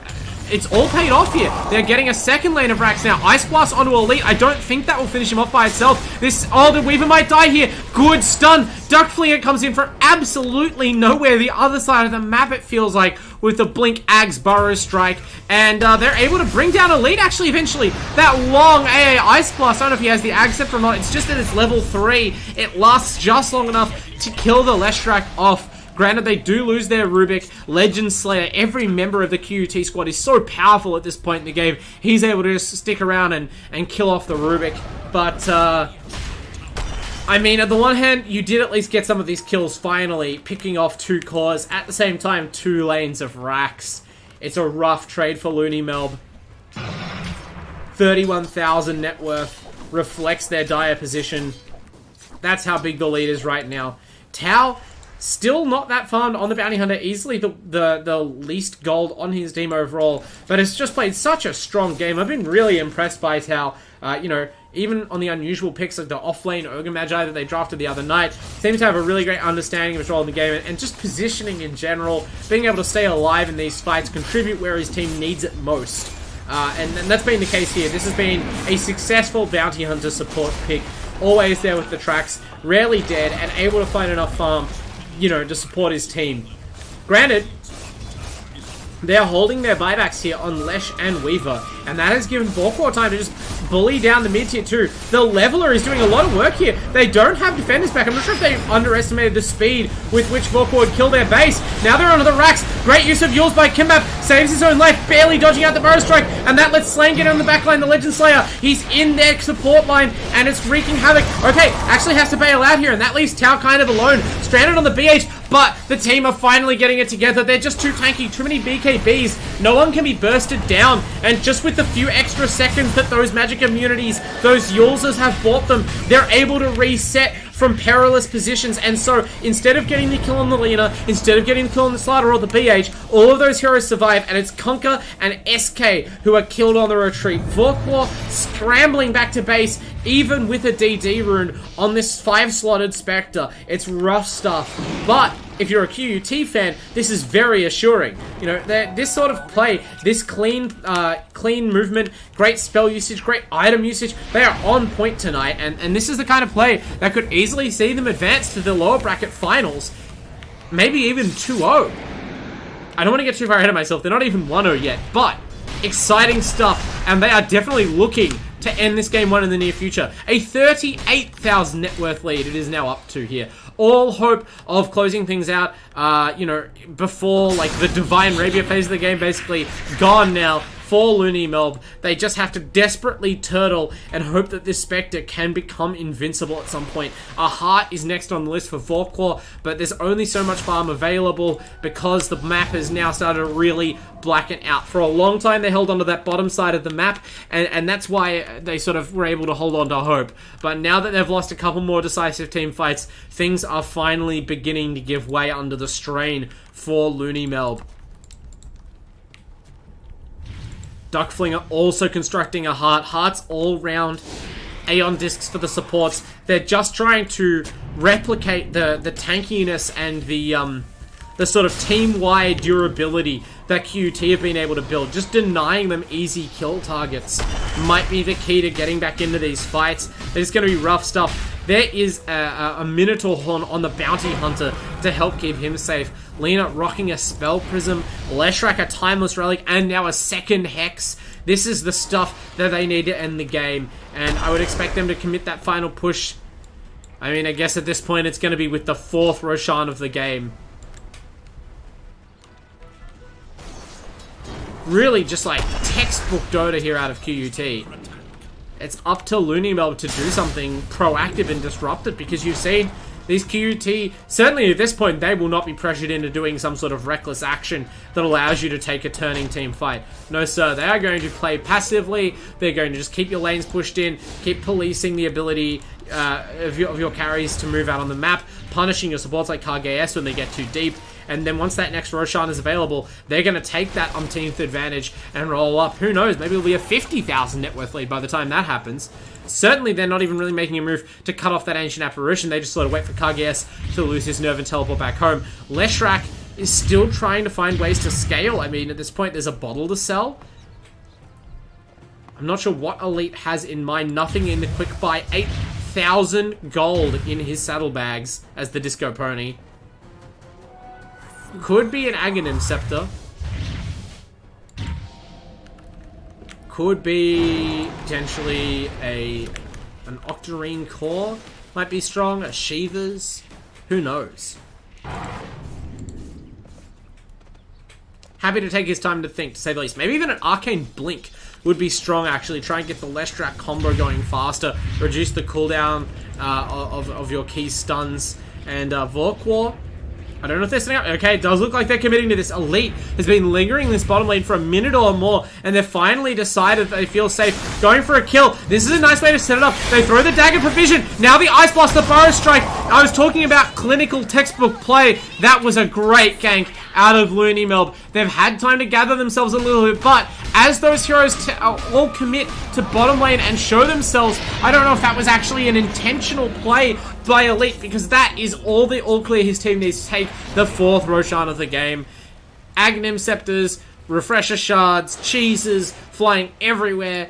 Griefer rocking that Aegis of the Immortal now, going to eat the Ags to have the targeted time lapse with reduced cooldown. Very powerful tool for high grounding. Going to rock the MKB, so now the famed no boots carry. in the late game. Even has the Cine to sub in instead of the boots once this Aegis is down. So truly a farmed Weaver. It does mean that we're sort of reaching the limit of how much QUT can efficiently farm the map and use their gold, right? Like, apart from buying a Moon Shard at this point, there's not a lot left for Griefer to do other than try and give the space to some teammates. Maybe he can be the one to go and bait where Elite was on the bottom lane. But surely at this point, you just take this Aegis once your Leshrac is alive and run up the hill to try and end the game. It's been 53 minutes so far of tense, disciplined play. And you can tell they're confident, but QUT still need to finish it off. Still need to kill the throne. Playing very caged here, respecting the kill potential that brought the Leshrac down just before in the bottom lane. Kunkka is the key, of course, the X mark and the disables. If any hero is caught without a BKB, he can punish them very easily.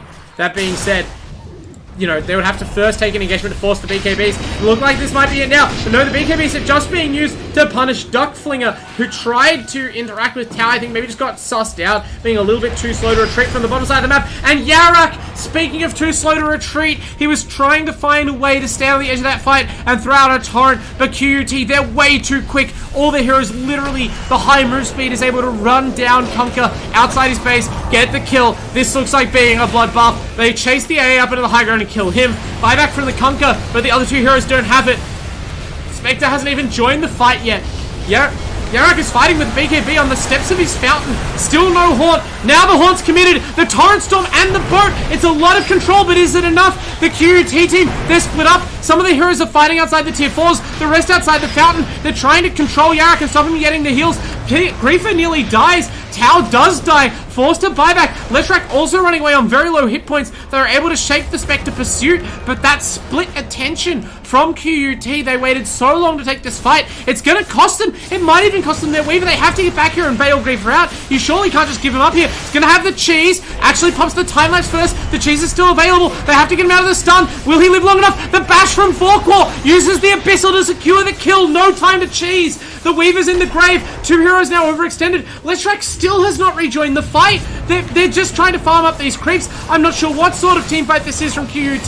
They maybe were thinking the game would end more easily than this, but they are being made to fight. Granted, there is a buyback now. The buyback time lapse or buyback return from pause 4. I think it was the time lapse, I can't quite tell, but the shortened cooldown makes it possible. They're able to finally kill the Spectre. There is a buyback, but now the throne's exposed. Tons and tons of mega creeps pouring into the base. There's no need to kill Volcor a second time. Their eyes have been on the prize for a full hour, and that unbroken iron discipline and concentration from QUT is rewarded as they bring down LoonyMelb in game 1 here of this elimination final series. That was some absolutely intense Dota. We're going to take a very quick break and we'll be back with more live here as LoonyMelb attempt to hold on to their tournament hopes and QUT a march onwards with this momentum they have and make it to the lower bracket finals. Do not go anywhere.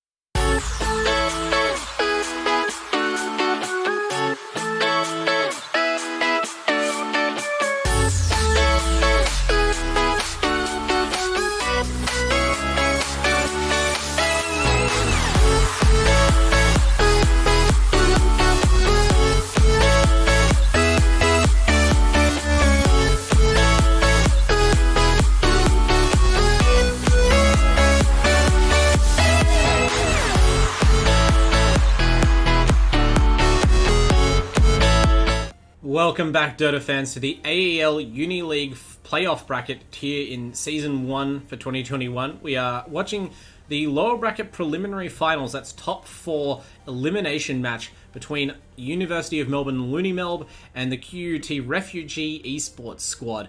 And Game 1 was an absolute hair-raising event. It wasn't quite the action-packed bloodbath that we're used to seeing. No, in fact, it was a really intense strategic battle. And we saw Refugee Esports take control of the game early on and then execute their will pretty much purely through map pressure and efficient use of space. They calculated exactly how much they needed to take away from LoonyMelb, and then they did not commit for an inch more than that. In the end, you know, it meant that they were never quite certain of victory, but they just took their opportunities as they arrived, and eventually, when they forced the issue and ran up the high ground, they got what they wanted pretty quickly. It was a decisive sort of victory, and it's the kind of win that says a lot about a team, that they can play so tight for an hour. I mean, it means that they've got to be brimming with confidence here going into Game 2, while LoonyMelb, they may not be completely rocked. I'm sure they have the resilience to play on, but they will have to recover pretty quickly, because this is their last chance. If they lose here in this game,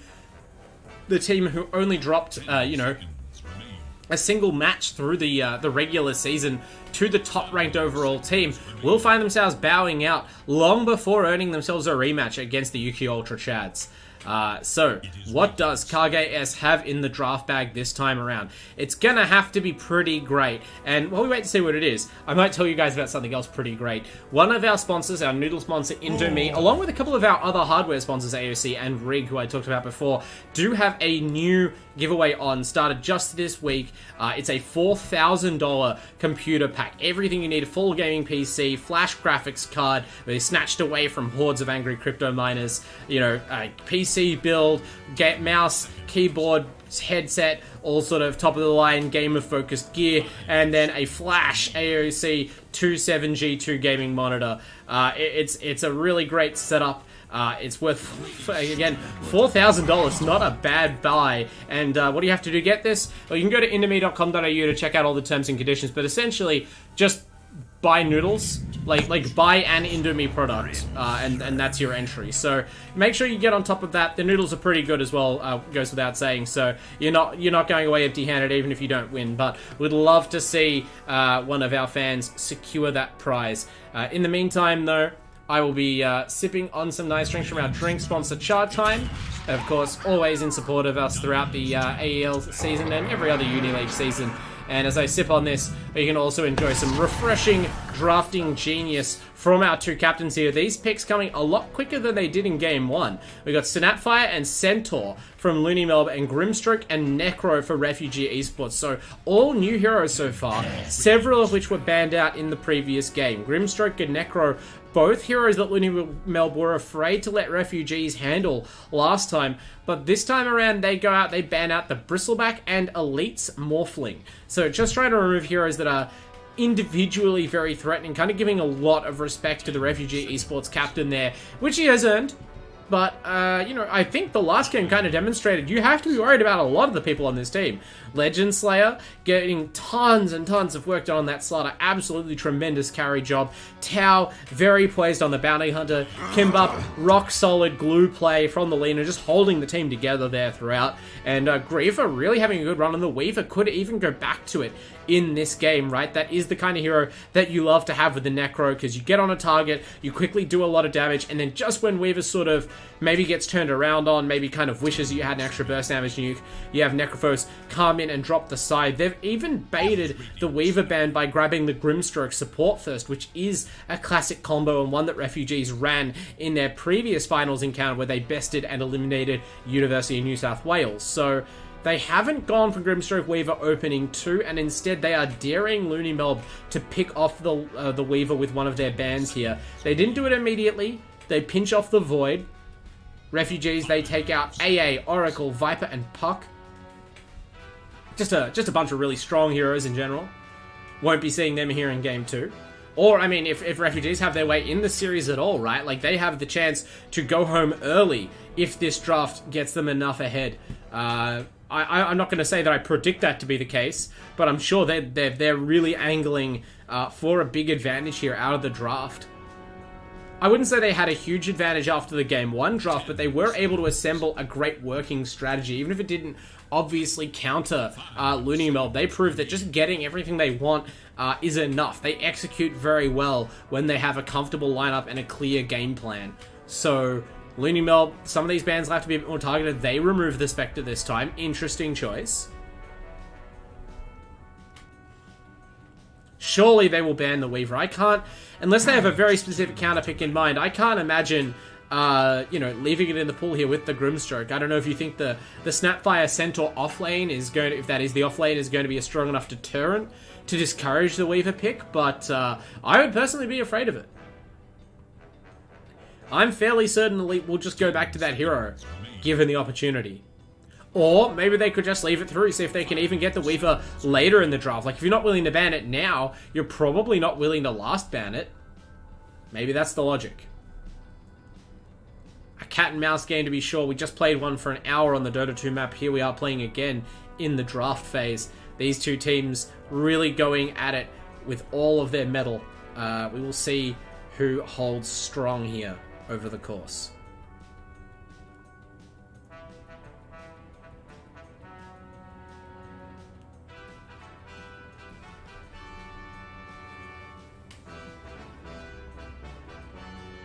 A lot of time being taken by LoonyMelb here on this pick. This is some pivotal stuff, right? Their last ban of the phase here. They do have the first pick after this, so this is their chance to really swing things around after this opener, right?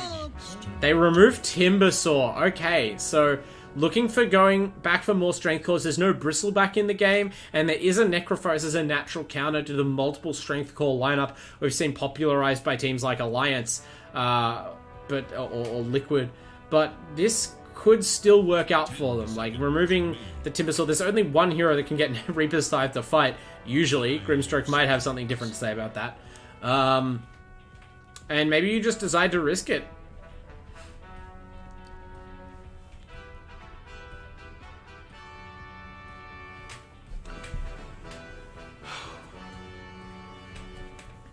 Maybe they pick Kage-S's hero here as a compromise. Okay, they go back and they grab the Rubik. So that's Bug Finance. Kage-S going to be on the Snapfire most likely. 3, 4, and 5 positions revealed. And so LoonyMelb, instead of committing to a strategy, they're going to try and hold back and preserve their lanes. Try and center things up around some counter picks out of their core players. Yarak and Vorkor going to get their absolute choice of which heroes to play. Ultimate last pick, of course, does belong to LoonyMelb. That will probably be for Yarak, which means Refugee Esports might decide to take the chance to go back and ban out a couple more heroes. You can remove the Void Spirit, potentially remove the... Oh, they've removed the Puck already. What else have we seen Yarak play? The Conquer you could take out after last time. Weaver being picked up. So there it is. They don't leave it in the pool. They've played enough chicken here with the banning and picking of Weaver. They do secure that combo. So now we'll see. Did LoonyMelb have a counter in mind? Is it something like a Bloodseeker to try and limit the Weaver's mobility? Is it a Silencer or something else that can try and capture the Weaver essentially after he overcommits? What is the plan here? No Faceless Void, that's been banned by LoonyMelb, no less. No Puck, that's been removed by Refugee Esports. So options are already a little bit limited. And as we saw in the previous game, Rubik alone, really not enough.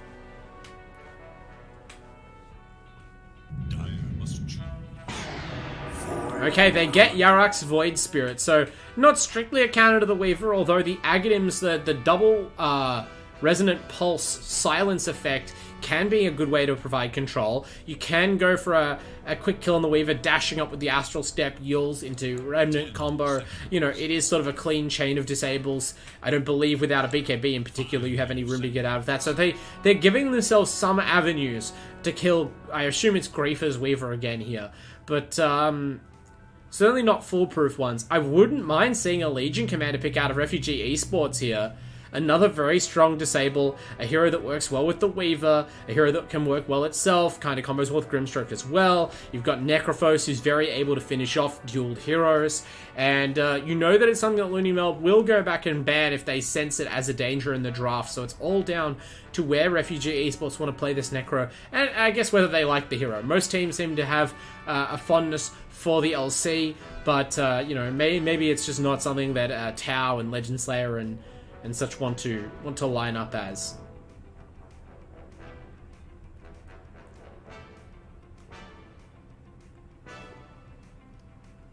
Could also go back for another support hero, assuming if this Necrophos is indeed a core mid laner or an off laner. They could pick something like a Nyx Assassin, would be quite strong here, and that's what they go with. It is the Nyx. They go back and grab that one, so a great answer to the Snapfire, great against the Centaur, even the Void Spirit and the Rubik. All of these heroes have AoE spells can be fairly consistently blocked by the Nyx Assassin Carapace to stun them at inopportune times. Of course, the Mana Burn quite effectual against the Rubik and the Void Spirit as well. So, strong choice from Refugee Esports. The Bug lineup looking powerful here. They do lack a bit of AoE control, but I think the mobility of the Weaver bearing the Inkswell and their overall stability, like even their supposedly squishier targets like Necro and Nyx Assassin have sort of good combo breaker abilities and good disables across the team are going to make it hard to focus down any individual target. Just like the last game, Refugee Esports seem to have really hit on something here with their drafts that's countering the overall meta. They're just trying to spread out the attention of the enemy teams in the fights, not with tankiness, but with elusiveness and stuns, to just try and like make it too difficult to actually finish any target off decisively, and then punishing you when you're inevitably overextending to take a kill. We'll see whether or not they're able to do that to LoonyMelb a second time, and a lot of it is going to come down to this final hero, which I assume is Elites, right? One of the biggest things that we saw in the previous series from Refugee Esports was the difference between when Elite was on a hero like Leshrac that can exert tower pressure and push out lanes quickly alone, and when he played a hero, in this case Lone Druid, who cannot do that. It's not that Lone Druid can't take towers, but a hero who cannot quickly push up to and then burst a tower down early on, a hero that is quite vulnerable if deep in a lane. And that led to, you know, Elite being targeted and killed a lot, and then that lack of ability to shove down towers meant that the team kind of had to play a more conventional game, could not be off the map as much, and thus could not do as much to constrain the movements of their opponents and shut down their farm. We'll see whether or not that materializes here. There's obviously a lot of such heroes available in the pool. LoonyMelb go ahead and ban out the Storm Spirit, recognizing that as another sort of mobile, creep-killing, scaling mid laner. The Anti-Mage banned out by Refugee Esports, but I'm a little bit concerned for LoonyMelb, the hero that Elite went to in that deciding Game 3 that ultimately won them the game from a rough spot, was the Templar Assassin, and if they don't ban it here, it's not a bad game to grab it again. You've certainly got all the disables you would need to set up kills, and they ban out the Huskar, which is another strong choice, but I wouldn't be surprised to see the Elite TA here. It maybe depends how much you like the mid matchup against the Void Spirit, but Void Spirit, not a hero with a ton of ways to bust open the refraction, definitely a hero who's vulnerable to getting auto-attacked once he's, you know, popped out of his Dissimulate, so maybe this is what Elite guns for here.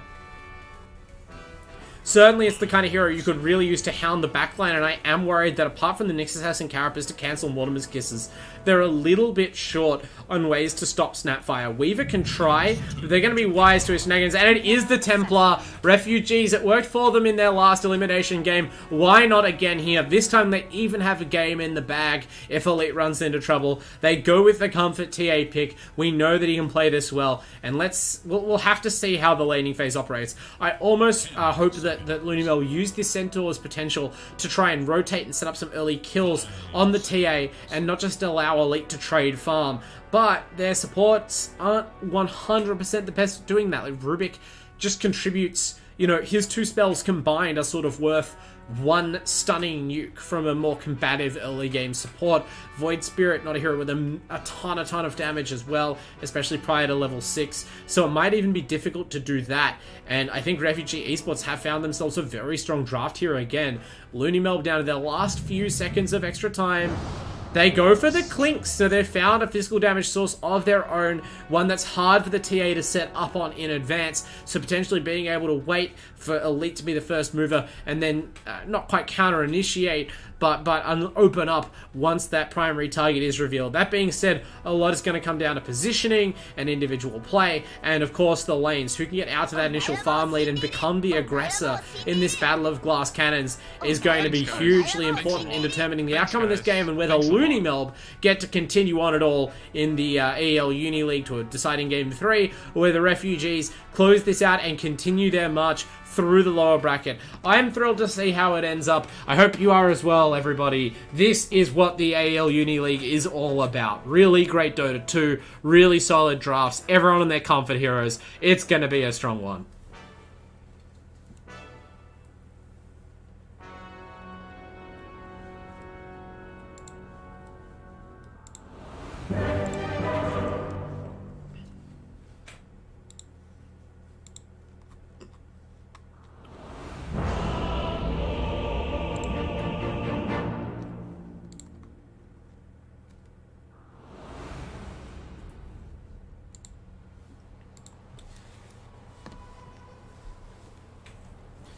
Alright, and so moving out onto the map here, we've got Vorkor on the Clinks, going to the... Okay, I mean, we can't read anything into this because it is the pre-horn setup, but Vorkor potentially moving to the mid lane on the Clinks. I'm certain it's Yarok. There's no way it's not Yarok mid Void Spirit, right? And unless you're that afraid of the TA matchup that you're willing to make a rotation. I shall honor your name.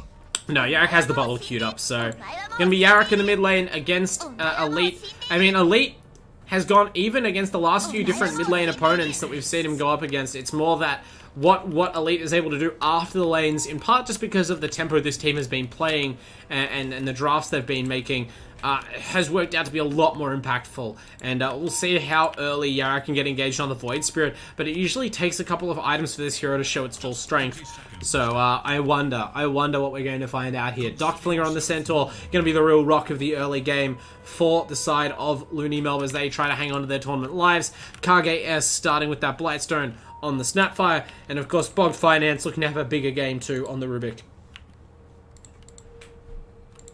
Meanwhile, QUT, Tau, going to be playing the support next, hopefully the same assurance that we just saw last game. Griefer on the Weaver. They're going to run into them level 1, but I don't know if QUT are that afraid to. They have the combo with Grimstroke and Weaver. In the end, they use it just to secure the bounty rune. So at least 2 bounty runes to the Dire side. I don't think they're going to be able to get across and get that top bounty rune, but it looks like they are going to try and leave one in their jungle for the TA to bottle up.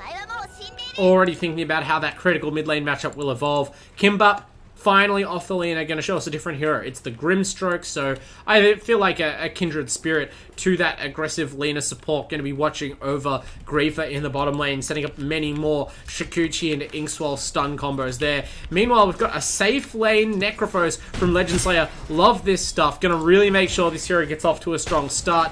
And Tau will be chaperoning him on the next assassin. Wow, look at that impale. That was sick. Split the goalpost and found them over the edges of the spines there to open up the laning phase. You know, there's no real chance of killing the Centaur or anything in this lane, I don't think, especially in the first few levels. But what Tau's trying to do is just make sure that there's no overactive keenness in attempts to force the fight on Necro. Actually, Elite! Whoa! Elite's really going to need that early bottle charge out of that bounty rune. You see the harassment coming out from Vorkor. Incredible with the power of the strafe. It's only 3 seconds of bonus attack speed, but it managed to chew through all the way through the refraction and really punishing Elite for going after these early creeps. Forces another use of refraction there with another searing arrow, and so this last pick Clinks really proving to be quite powerful against the TA, just aggressively walking at her every time she shows her face in range of the creeps. Maybe going to be a rough first few levels for Elite, but I mean, again, I'm pretty sure LoonyMelb watched these replays as I did, but in the previous series, Elite's TA started a full level and a bottle behind due to like a triple kill before the horn for his opponent, and still ended up easily coming out of that laning phase strong. Meanwhile, his team in bottom lane not doing quite so well. That Weaver Grimstroke combo doesn't quite add up here as Yarok on the Void Spirit, manages to pick up a kill. So, you know, after pulling the trigger on that lane swap, it works out. I was thinking it was more about shutting down the TA in mid, but the resilience provided by the Resonant Pulse and the minus armor from the little Shredder is all they need to actually turn that trade around and get the kill on the Weaver at bottom. So, great stuff from LoonyMelb in the laning phase so far.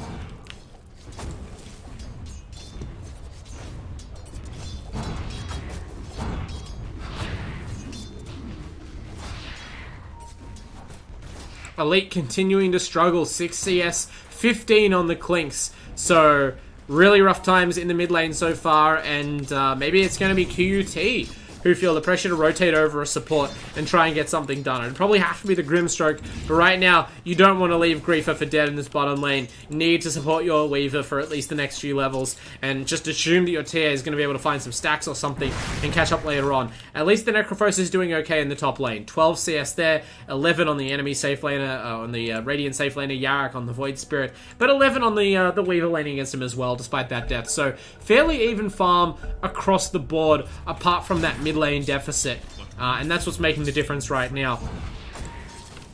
I mean, you definitely don't want this Clinks to start running away with the game. You can see the Orchid Malevolence already queued up there for Vorkor. That's only going to be the first of many aggressive items. You can rest assured the Shard and the Aghanim is probably going to make an appearance. The overwhelming damage and teamfight presence, area denial that the Clinks provides will be devastating. You know, if he gets too far ahead, these supports like Kimbap can't get... It's hard to get much done in a team fight when you're trying to avoid not only Clinks himself, but all of his various annoying summons that just output tremendous damage to these squishy int heroes.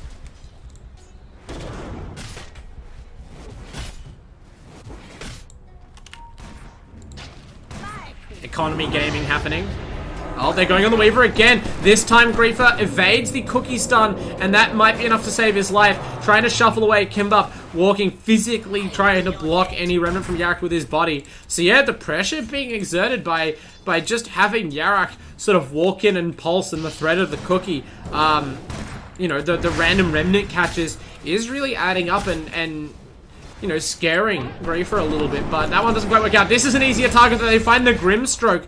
A cookie from Kargas. This is, you just try and brawl a little bit beside the lane, but it's becoming apparent that the trades are not favorable here for QUT. They can't go picking a fight. Maybe now that they're starting to be less mana for Kargas and Yarak, Griefer can get a little bit frisky, but for, you know, so far it's all been one-way traffic in this bottom lane.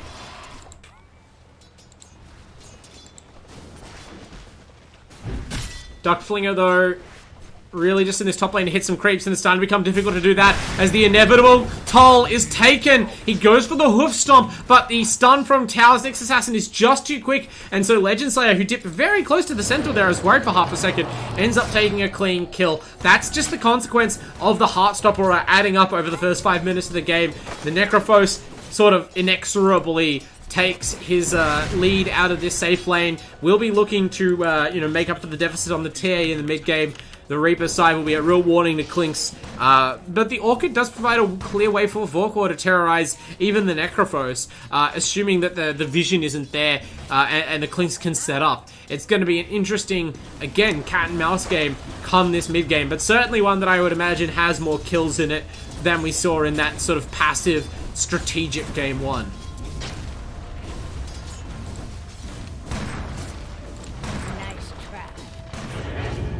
Oh, nope. Okay, actually mid lane, Elite's going for a play on Vorkor. Level 6 is up on the TA, and Elite's decided that it's time. Going to get aggressive here, chasing after the Clinks. There's no points in Skeleton Walk, so Elite's just under the tower. There's nowhere to run. Can Vorkor take this up? Elite, it's gonna be a double kill. Yarak shows up to make sure he dies with the Remnant, but that's big stuff. Elite finds the opening, and now that the damage is there without the Skeleton Walk available, Clinks doesn't have the flexibility on defense that you might expect. Oh.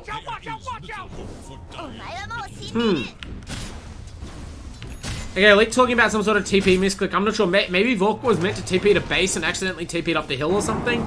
Or maybe Elite try to teleport instead of juking the Remnant. I'm not sure what he's being referred to there, but Yarak is the beneficiary of whatever that misclick was, ultimately. And also the beneficiary of a kill from Kimbap there. Pretty much just walks over to the Grimstroke, farming an easy camp, and wipes him out with some nukes. You know, this is a level 6 Void Spirit now, with a bottled Arcane Rune.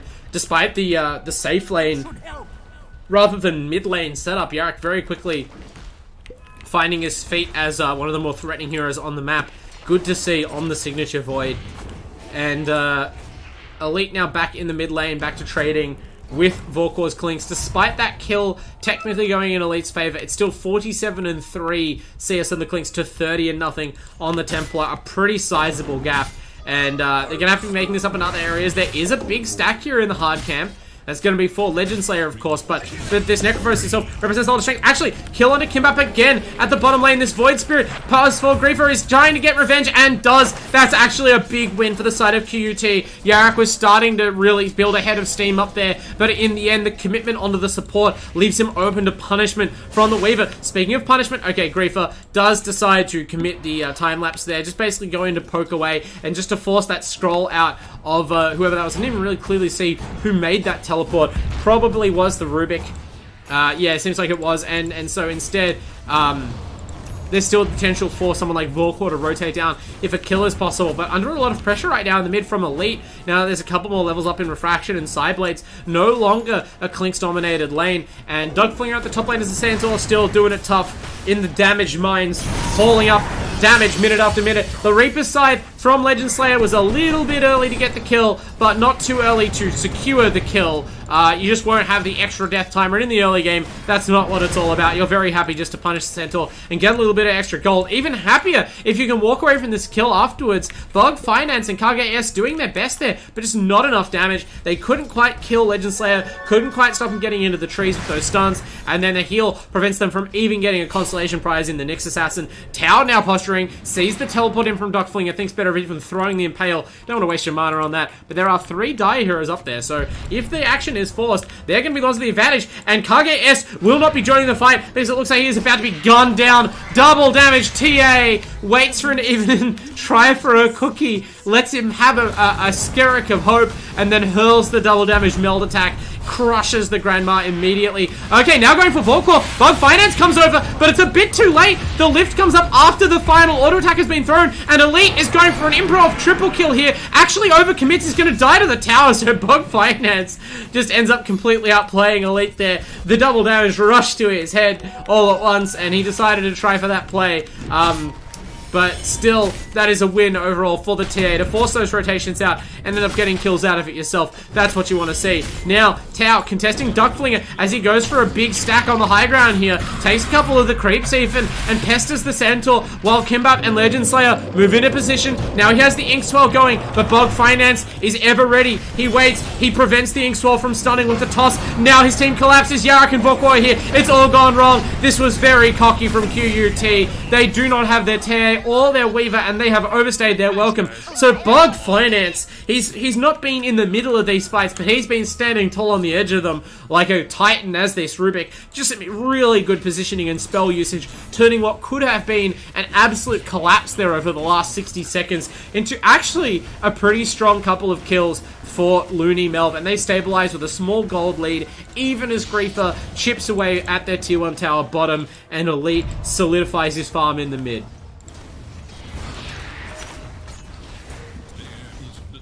Elite is back to the top of net worth now, so again, this impressive signature TA play really paying off. Bit worried for the side of LoonyMelb, but they do... Oh, actually, that's a kill they give up there. KGS going down to Tau, and it looks like Bog Finance might be in trouble as well in the bottom lane. Does steal the Shikuchi. He's sliding out of range. They want to chase him down. Picks up Tau on the Nyx Assassin, but just drops him in the same place. It's level 1 telekinesis with level 1 arcane supremacy. Barely a stun at all. It does secure his escape, but mostly only because they're interested in the tier 1 tower, not some support player.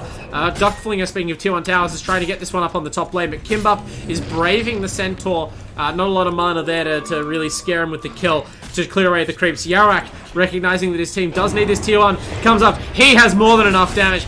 Effortless kill on the Grimstroke. Again, I feel like we'll be saying that a lot this game. And, you know, Yarak seems to be the one providing a lot of hope to the side of LoonyMelb right now. Let's Duckflinger go back to doing his job. This tier 1 tower looks like it will be going down, but it is only a trade for the tier 1 in the mid, and they still have to stay committed to it for a bit longer. They bring up AEST, try and shred the armor, kill this tower a bit quicker. It looks like they are going to be rewarded. Actually, Elite realizes they're not going to get there in time to make the trade. He teleports in deep as the TA. His teammates helping it on the other side. It's a bit of a mess right now. Forced to the Weaver's forced to time-lapse back to the middle lane because there's too much damage from Yarak. So now it's a 2v3 fight. Very awkward. Kimbap is too far away from Elite to use his spells, but somehow doesn't get seen by Yarak. Gets the Inkswell off to stun the Void Spirit. That's going to be a death on Yarak. They do find Kimbap and bringing him down. That was a critical lapse in vision amongst the trees, and this is what you get for fighting behind the enemy tier 1. It's an overextension by LoonyMelb this time. The tower does eventually go down. Vorkor shows up to finish that off, and actually Vorkor, his damage is good for a kill on tower as well. It's Elite alone now. The Weaver is finally making his way up back from the mid lane after that unfortunate forced time lapse, but Elite might not live long enough to see his teammate arrive. He doesn't. Vorkor proving instrumental there, turning around what was looking like a bad fight. Actually, what is this from Griefer? He runs into 3 heroes and hands Vorkor a second core kill. That's a huge throw. No way he was getting any sort of kill there. Tons of disables available, and they already had a sentry down. So in the end, a pretty big gold bonanza for the Radiant, despite that looking like a pretty rough decision to commit behind the tower. They make it right with the cleanup there and end up 1,500 gold ahead off that fight alone.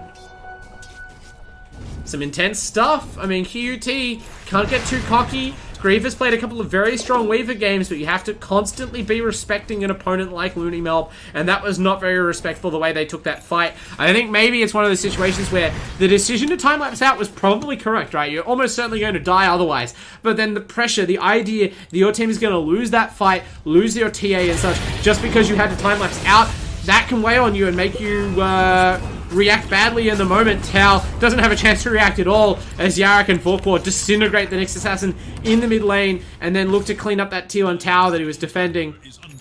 His teammates are not available to defend it. Their bottom lane trying to set up a trade on the tower, or at least a split, as Elite pushes out the tier 1 top.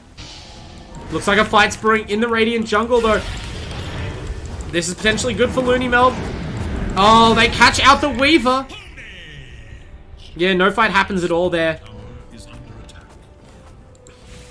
I mean, Elite's been looking to play in this top jungle. Didn't really want to teleport over and didn't have a way to get there quickly in the meantime. So just ends up leaving the Weaver to die for a second time in the last couple of minutes. And I mean, this Weaver had a ton of space, was doing very well on the farm. Now back to the middle of the table, the 5th most farmed core, behind even the Necrophos and the TA. Elite is staying on top of the net worth chart, has a completed Desolator. We would presume, by standard TA logic, that he's working towards a Blink, but last time we saw Elite pick up an Aghanim Scepter of all things on the TA. That was a bit of a different game, but we might see it again. I'm very interested. Was that just a really situational pickup of a huge team fight where he got a massive injection of gold? Or does it show how much Elite and QUT value having his hero possess some sort of global mobility? Like the Boots of Travel, Leshrac, the ability to shove out those lanes and pounce on lonely heroes. We see, oh, the Nixus hasn't trying to set up on Vorkor. Has support, does Vorkor, so Tau has to give it up, and his team might have to retreat as well. The Mortimer's Kisses comes in, Legend Slayer's been caught out, but they don't quite finish any of these kills. This is how the QUT lineup works. On the other hand, there's more and more firepower coming in, and they do actually end up finishing both those heroes. The damage isn't there. Elite's still trying to get this top lane kill, but there was a glyph available, so he barely touches the tower. And now KGS, great cookie, has Elite stunned. No Blink Dagger yet, no mobility at all on the TA. Yarak finds him with the Remnant, and this now looks like Elite is going to die as well. This split gameplay is not paying off this time for QUT. Punished on the bottom side of the map, and now punished on the top side with some keen rotations from LoonyMelb. They can move up to a 2,000 net worth lead, and they, I think at this point, have solid control over the map. Interested to see what they do with it.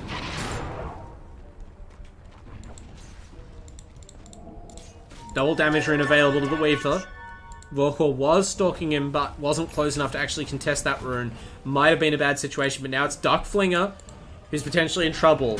Griefer has the Diffuser Blade, can purge, can slow if he catches a target. Tau setting up on the same neutral high ground as he did the last time, but this time it's much more successful. They get a clean chain of disables on the Clinks. Can Legend Slay get in position? Can. Reaper's side gonna finish off Forkor. Mega kill streak ends abruptly. A minute on the bench for the Clinks. That's a lot of time to try and bring down Duckflinger, but they might need all of it. He's a tanky boy on this Centaur. Double damage Weaver trying to make it happen.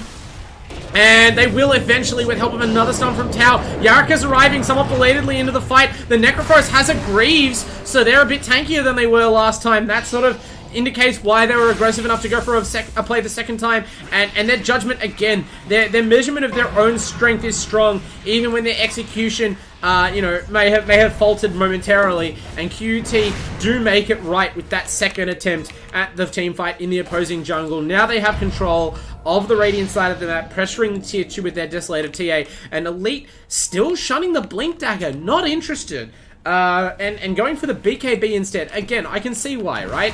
Maybe you're just worried about buying a BKB when you're going to be the primary target, but I mean, you are a Templar Assassin, you do have a Refraction. I have to imagine this is just out of respect for the Orchid Clinks.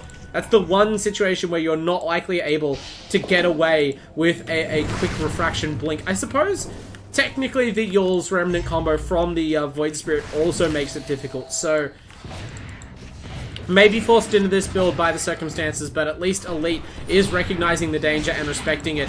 In the meantime, though, the space that's being created as all of the Die Heroes show on the bottom lane outside the tier 2 is being used, just like QUT used it in the last game, to set up a Roshan play. There's not enough physical damage. The Roshan's only at half health, and here they all come now. Weaver, Griefer walks in, hasted Yarrick, backs him up, and it looks like both teams are just going to beat a retreat.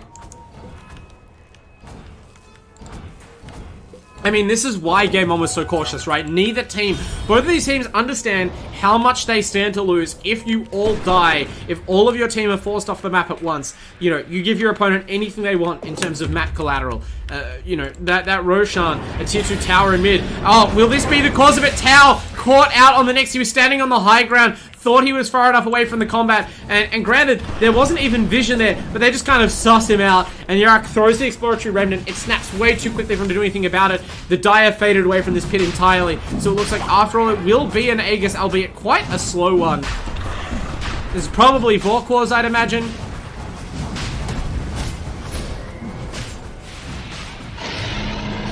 It takes them a while, but they do get it. Aegis onto the... No, it's onto the Void Spirit, I think. It's onto the Clinks. Okay. For some reason, I thought I had him selected before, I couldn't see the Aegis on him. Temporarily. So Aegis the Immortal ready for the Clinks. That's going to be, probably in a game this close, all the signal they need to get aggressive.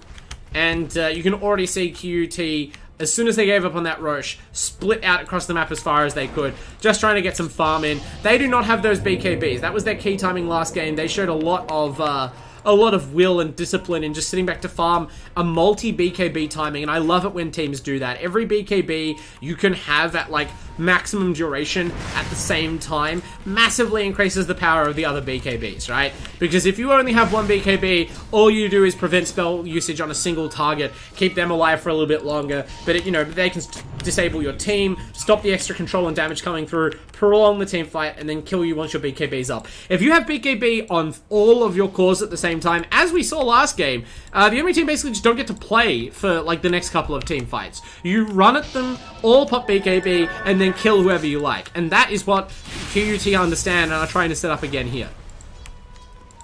Granted, they have a few more troubles to worry about this time. A DD Desolator Clinks certainly qualifies as a problem, as does this Yarrick Void Spirit. Scouts out the Elite Templar Assassin, the best possible target. She will die long before any sort of interference can come through. Even the next assassin gave up on trailing that Clinks. Maybe they were just trying to all escape from the potential gank, but great play by Yarrick to dive in instantly. I think they just saw the TA walk up there on this Radiant high ground ward. The Dire, they're trying to circle it, indicating that there must be some sort of vision there. That initiation was way too keen. But yeah, just really heads up play in general. Yarrick on this Void Spirit, the most telling thing that can tell you that he is an experienced Void Spirit player is the confidence with which he's hurling out these remnants in the dark, astral stepping onto, you know, targets whose only position is only vaguely known, and just catching them out through instinct and quick hands, resulting in valuable kills for his team. Now they're going to get this tier 1 tower bottom pretty much uncontested off of it. It also got them the last Roshan, and if they are able to earn a game 3 in this series, it will be mostly the Void Spirit I think they have to thank.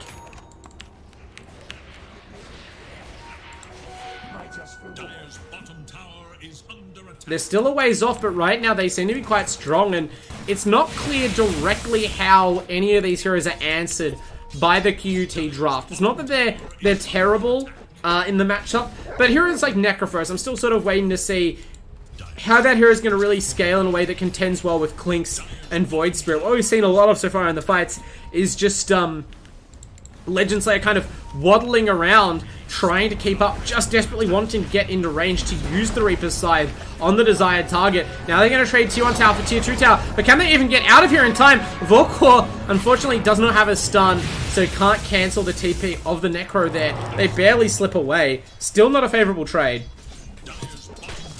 but probably favorable relative to taking a fight half-cooked.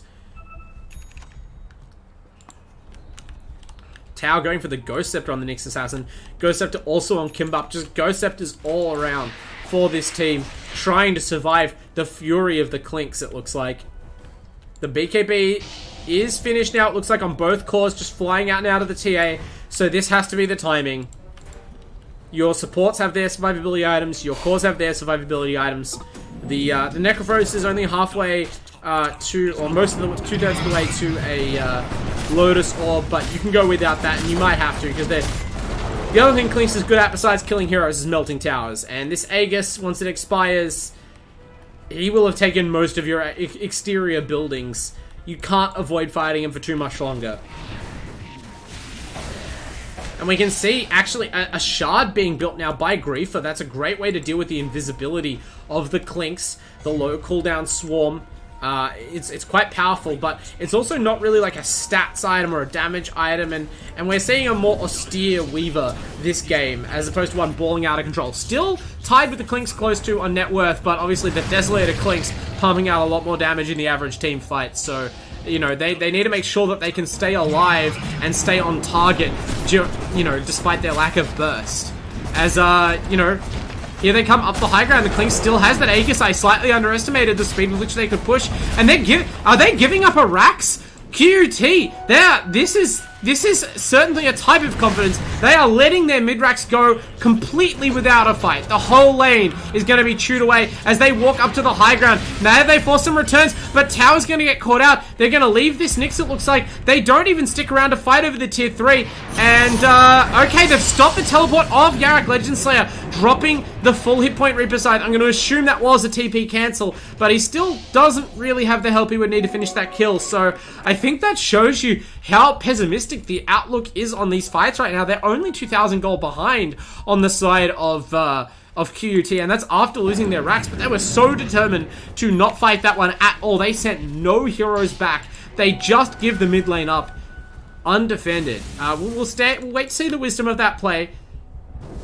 But that must be a confidence boost to LoonyMelb. When your opponent just lets you racks them, like, you know you're doing something right.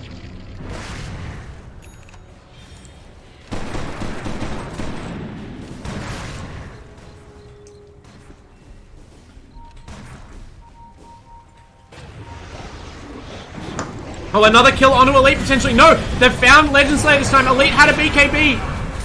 But last game they had 3 BKB cores. This time just 2. And guess which core is the victim of the Void Spirit combo? It's the only one who can't turn magic immune. So Elite, as his fellow core dies, has to use the BKB charge to run away. Now they're trying to set up some sort of awkward fight.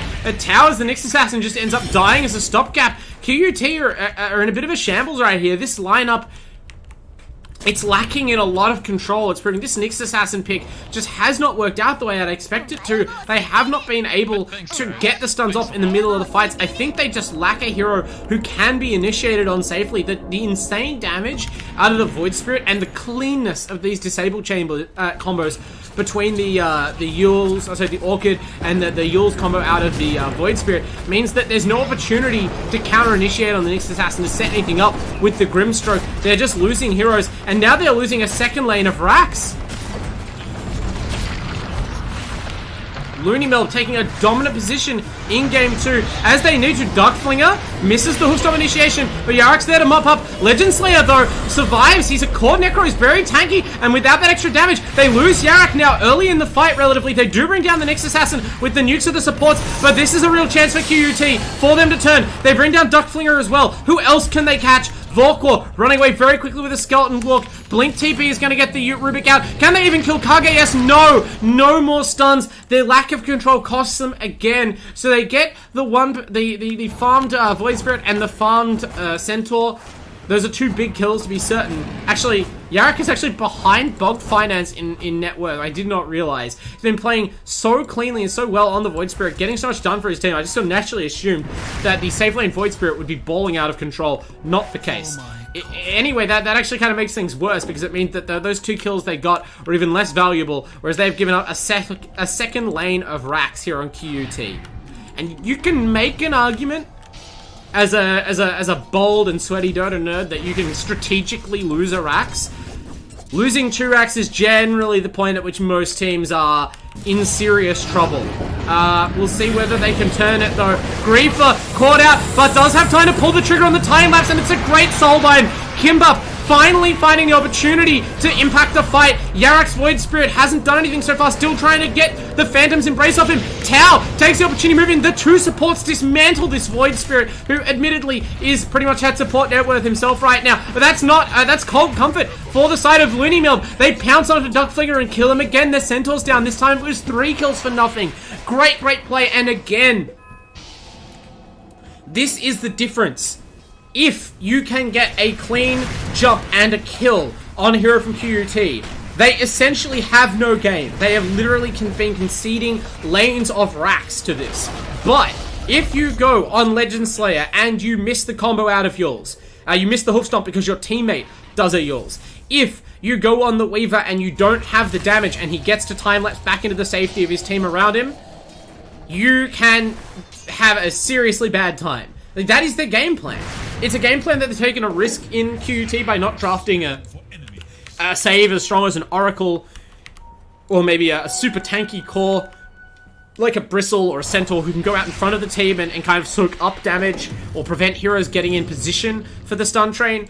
But over time, as they pick up more spells, they are more and more likely to be able to save these heroes, right? Like Tau and Kimbap have these purely defensive items initially, but this Grimstroke is about to purchase an Aghanim Shard. That's going to give them a save that can remove stuns on the Weaver and the TA, allow them to pop the BKBs, allow the Ghost Shroud and boot Greaves out of the Necrophos. Crucial pickup coming through, assuming that they can complete, or have completed actually, sorry, this Lotus Orb. That's a second save. So the difficulty is rising on executing a successful stun train, and yes, the damage output available to LoonyMelb is increasing. I'm sure at some point they'll buy maybe some hexes or other items as well that can kind of counteract some of these cleanses and dispels coming out, but the risk is still there. For a team that took, 2 undefended Raxes, this is not a stomp.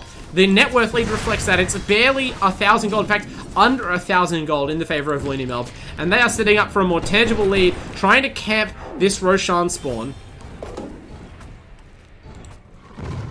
QUT will know what they're trying to do, even if it wasn't obvious from general game sense. They've just killed off a ward that was in the pit. The Roshan's just spawned. Duckflinger hasn't checked it yet. They haven't looked in the pit in the last few seconds. They're just holding position nearby. The Roshan has spawned already, but no one knows. Posturing happening. The Dire are coming over. A leader's on the high ground. They're looking for the Void Spirit. Stun happens onto the Weaver, but he's able to get some movement speed away. The team fight's breaking up. BKB from the TA. This is a crucial few seconds. Who can get most done with their BKBs? They're trying to go onto the Clinks. He's soulbinded to the Centaur. Legend Slayer goes down first. No Reaper Scythe. No buyback either. He bought out for something. It was for a plate mail. Don't know about that decision. His team might suffer as a result. Griefer gets off the time lapse, but it's barely for any hit points at all. It's mostly just to break up the combo on him. Elite in the fight has no more BKB. This Aghanim Scepter won't help you when you're stuck in the thick of things like this. Can't get the TP off. He dies as well. No bag back there either. Really big fight for LoonyMelb, maybe keeping them in the series and in the tournament as they're able to bring down 2 cores for no trade. And even Tau on the next assassin's going to die off. That was crucial. The attempt, I mean, it looked okay for QUT for a second there because their cores both survived. The initial initiation was split between the Void Spirit and the Clinks, but the Void Spirit immediately dives into the backlines and drives away the supports. And meanwhile, the Weaver and the TA, they don't have the damage output with these survival-focused builds to actually kill any of the Radiant heroes. And so eventually, as I said, the BKBs run out and they die. This is what happens. This is the lack of value that you see when your opponents are so tanky or so hard to bring down. You know, these temporal windows of power when you activate a BKB are only useful if you can capitalize on them with control. And especially with the Necro dead and no Reaper side being used in that fight, it was just never going to happen. So Vorkor earns the second Aegis of the game, a free Aghanim shard. That's the Skeleton Walk shard. It's an impactful one on the Clinks. Lots and lots of extra damage coming out that doesn't care whether or not the Clinks is disabled. Makes it tricky for the TA in particular, going to chew through those refraction charges quickly. And a bit of a blow to QUT, who've been mounting an almost improbable comeback despite their 2 early Raxes lost.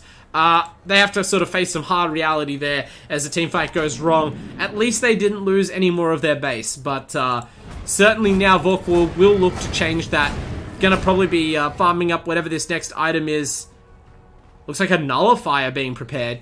And then straight onto the high ground, the last lane of Rax, and hopefully a game 3 by which LoonyMelb can attempt to, you know, reverse this series, reverse sweep QUT.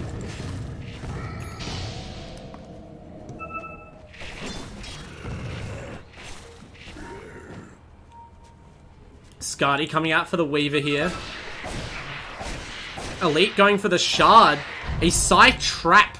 The Side Trap shot. So really just all in on this trap build for the TA. No blink at all. I mean, I am by no means a TA player at all. I'd be interested to see how that last fight would have gone if there was a blink. Like, the mobility from the Ag Scepter is just of a different quality to the mobility of the blink. And especially when you're trying to pin down key targets before they pin you down. That snap blink mobility is almost irreplaceable. But this looks like a decent setup. Tower's on the edge of the fight as the Nyx Assassin. Surely they don't know he's here.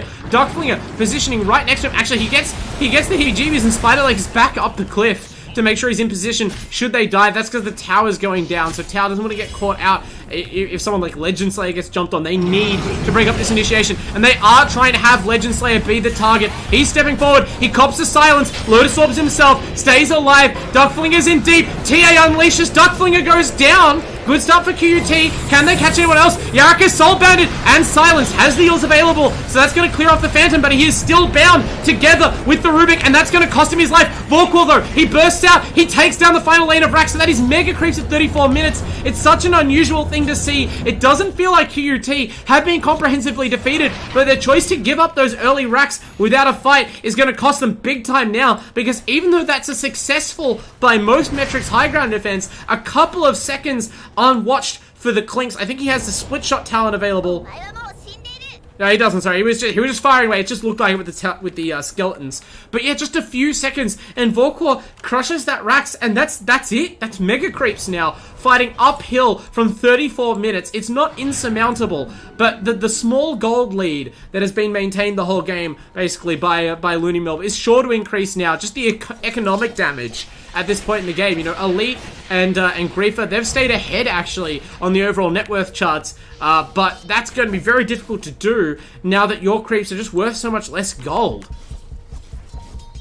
And I have to wonder about the decision to give up that first Rax very early on. Like, even if you feel like the fight's not a good fight,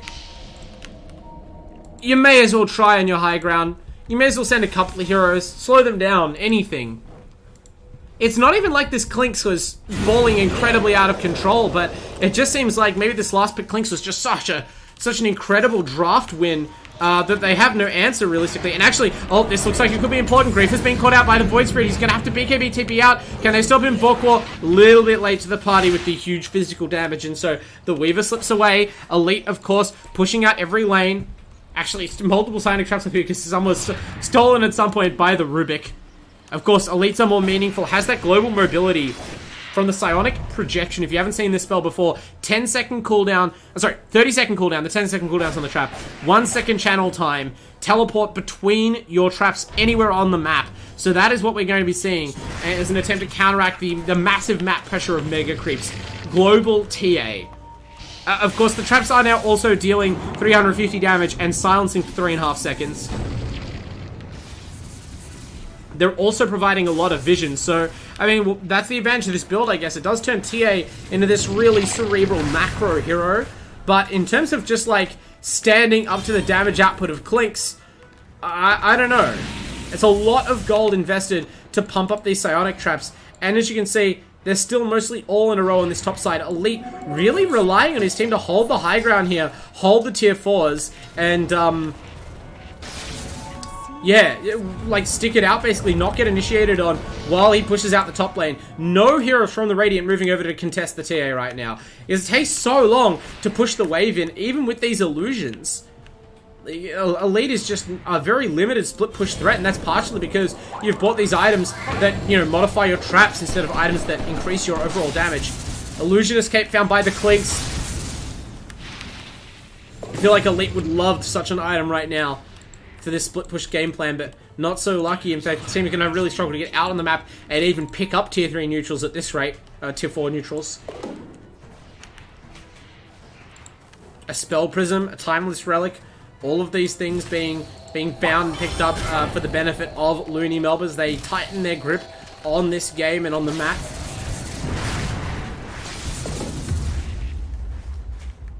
Seeing Griefer pivot away from that Skadi that he was building into a Mjolnir, understanding they need more creep clear. They need as much creep clear as they can muster to make this work now that they're down Megas. They do have a game in hand. It's important to remember for QUT, this is not their last shot. They won game 1, and so even if this doesn't go well for them, if they can't, you know, make the miracle comeback work out, they will be able to, you know, play it out in the 3rd game.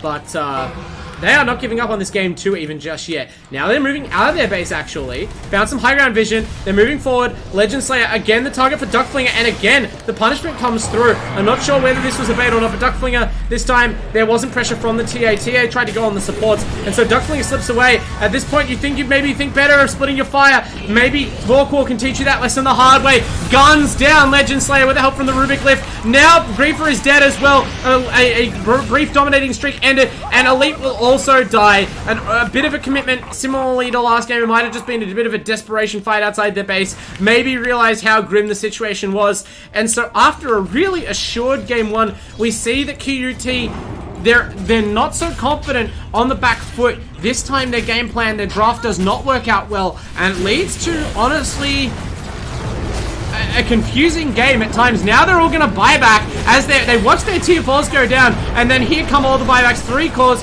charging back in. Tower's already there by the time the rest of the heroes buy back and make it out of the fountain, and they are not going to be long for this world either. Necrophos, immediate dieback. Vorkor's damage is just ridiculous at this point. GG, well played is called, and we are going to go to a game 3. Great stuff by LoonyMelb. They reassert themselves in this series. Really impressive, and I mean, QUT, they're just going to have to bounce back mentally. They probably had a bit of time there between the Mega Creeps and the end of the game to sort of come to terms that that one slipped away from them. But they'll have to think about how it slipped away from them because, you know, as I keep referring to, that was the surprisingly soft Mega Creeps. So either there was some miscommunication or perhaps some strategic, you know, calculator risks that weren't great maths, or their draft disadvantage was bigger than I thought. Either way, they've got something to work on in Game 3, and they, you know, both teams are now on their final chance. Deciding match, see who survives in this tournament. We'll be back with that after a short break.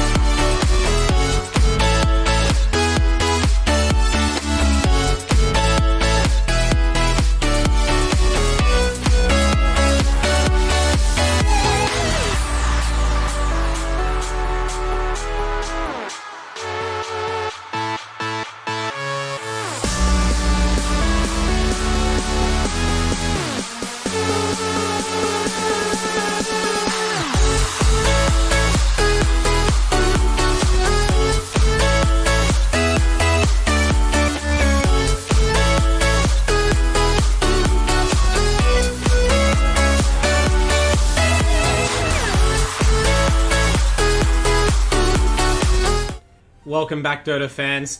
It's been a great night, a great couple of nights of Dota here on the AELUni League playoffs stream. We've seen Refugee Esports experience the highest of highs, and now, unfortunately, even after a great Game 1 performance, they are faced with the lowest of lows. They dropped Game 2 in uncertain fashion to the LoonyMelb team. A nice steadying of the ship victory, conversely, for the LoonyMelb squad, who will absolutely take advantage of any weakness in Refugees. If they stumble here, it will be the end of them. No mercy on offer in an elimination final. And of course, LoonyMelb do hold the head-to-head lifetime advantage over Refugees. It didn't look like that in Game 1. The Refugees were on point, but they have to back it up here, at least in Game 3. You can write Game 2 off if you like, so long as you bounce back, fix whatever was the issue there in that draft or that gameplay. The last pick Clinks from Volkor really seemed to, and the lane swap to the safe lane for the Yarak Void. It's not a lane swap I've really seen LoonyMelb make before, but it paid off in spades. They're able to win both those lanes quite sizably, and that really shut down the Refugee Esports game plan before it almost started. So they'll have to try and watch out for any sort of last-ditch gambit like that here in Game 3. But it's going to be a coin flip to see who has priority. We're about to start the draft from the lobby, so perhaps a critical bit here. We're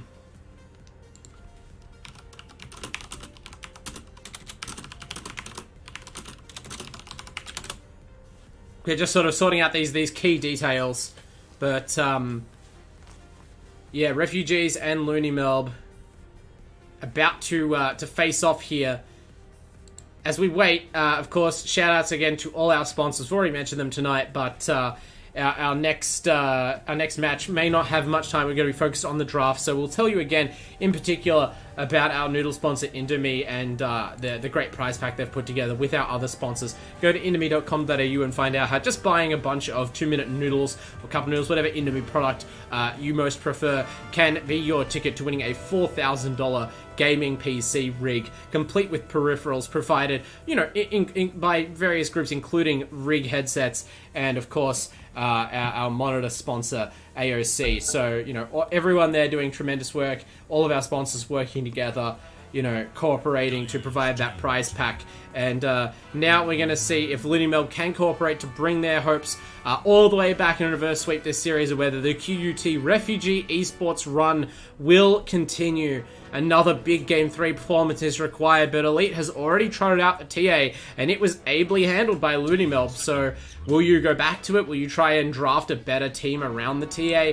Or is there another secret weapon? Maybe the Morphling sneaks through the draft this time for Refugee Esports. Maybe the Huskar does. They've started out well covering both those heroes with an Ancient Apparition ban, making sure that's not in the pool. LoonyMelb, in turn, remove the Bristleback. That would be the easiest option. They don't want a quick 25-minute loss. They want to make sure that they are in this game, not dealing with the, most overpowered hero of the patch, I'd argue, in the Bristle. For the Refugees, their second ban is less certain. They go with the Oracle again, being fairly consistent in taking that out, and LoonyMelb, they do recognize the present danger. Elite will not get to play Morphling in this critical elimination match. Gonna remove that one as well. So, I don't know, maybe you just target Elite with all the bans. Refugee Esports, they've shown great team play across the team. It's not that Elite is like the only good player on the team, but just the way that their team chemistry works is Elite who seems largely responsible for, pushing out the side lanes, dealing lots of damage, both making teamfight plays possible for the squad, and then executing within those fights, providing the damage they need to secure the kills. So, it makes sense that he will get the lion's share of the bans, just because there's only so many heroes on a patch. Kind of allow a solo player to do that much work, to wear that many hats. And maybe that makes them predictable, I don't know. Winter Wyvern, though, another different hero. Certainly the team compositions overall aren't as predictable for QUT. They lead off with the Wyvern here. And Grimstroke snapped up by LoonyMelb in response. Didn't do many favors for the side of Refugees in Game 2. But LoonyMelb are still confident, of course, one of the better supports of the patch. Very easy pickup here. And Centaur Warrunner, the best offlaner, demonstrated all of its value there in game 1. Provides rock solid laning phase. And that Stampede was useful many times over, right? It came down largely to the ability to focus on a target and apply your burst damage more effectively. And Centaur Stampede unmatched its utility to save heroes. The Refugee Esports, they trust in the Necro still. Legend Slayer, I mean, it was a great start for the game, but I think because of how those teamfights were playing out, really struggled to have the desired impact on the Necrophos. It is a hero that's kind of like much more limited than other cores usually in how much damage you can scale, how much damage you can front load in particular early in a fight. And so if you're not doing something like rushing a Hex, where you have very powerful control instead, or some crazy Dagon build or a Radiance, like the more conservative builds like we saw there, where you just pick up an early Guardian Greaves, you are sort of an overgrown support. And so now between Necro and Wyvern, they have two very powerful ultimates, but also ultimates that have a fail rate. They're not automatically going to always get a kill in a fight, especially depending on what other setup you have. And so I'm a little bit concerned that both of these heroes can kind of have low damage, low impact skills that can flop, can be of limited effect, and that leaves the door open for LoonyMelb, just like it did in Game 2. We'll have to see how the draft plays out. The Refugees, they ban out Drow. LoonyMelb removing Spectre in turn, a hero that they picked up in Game 1.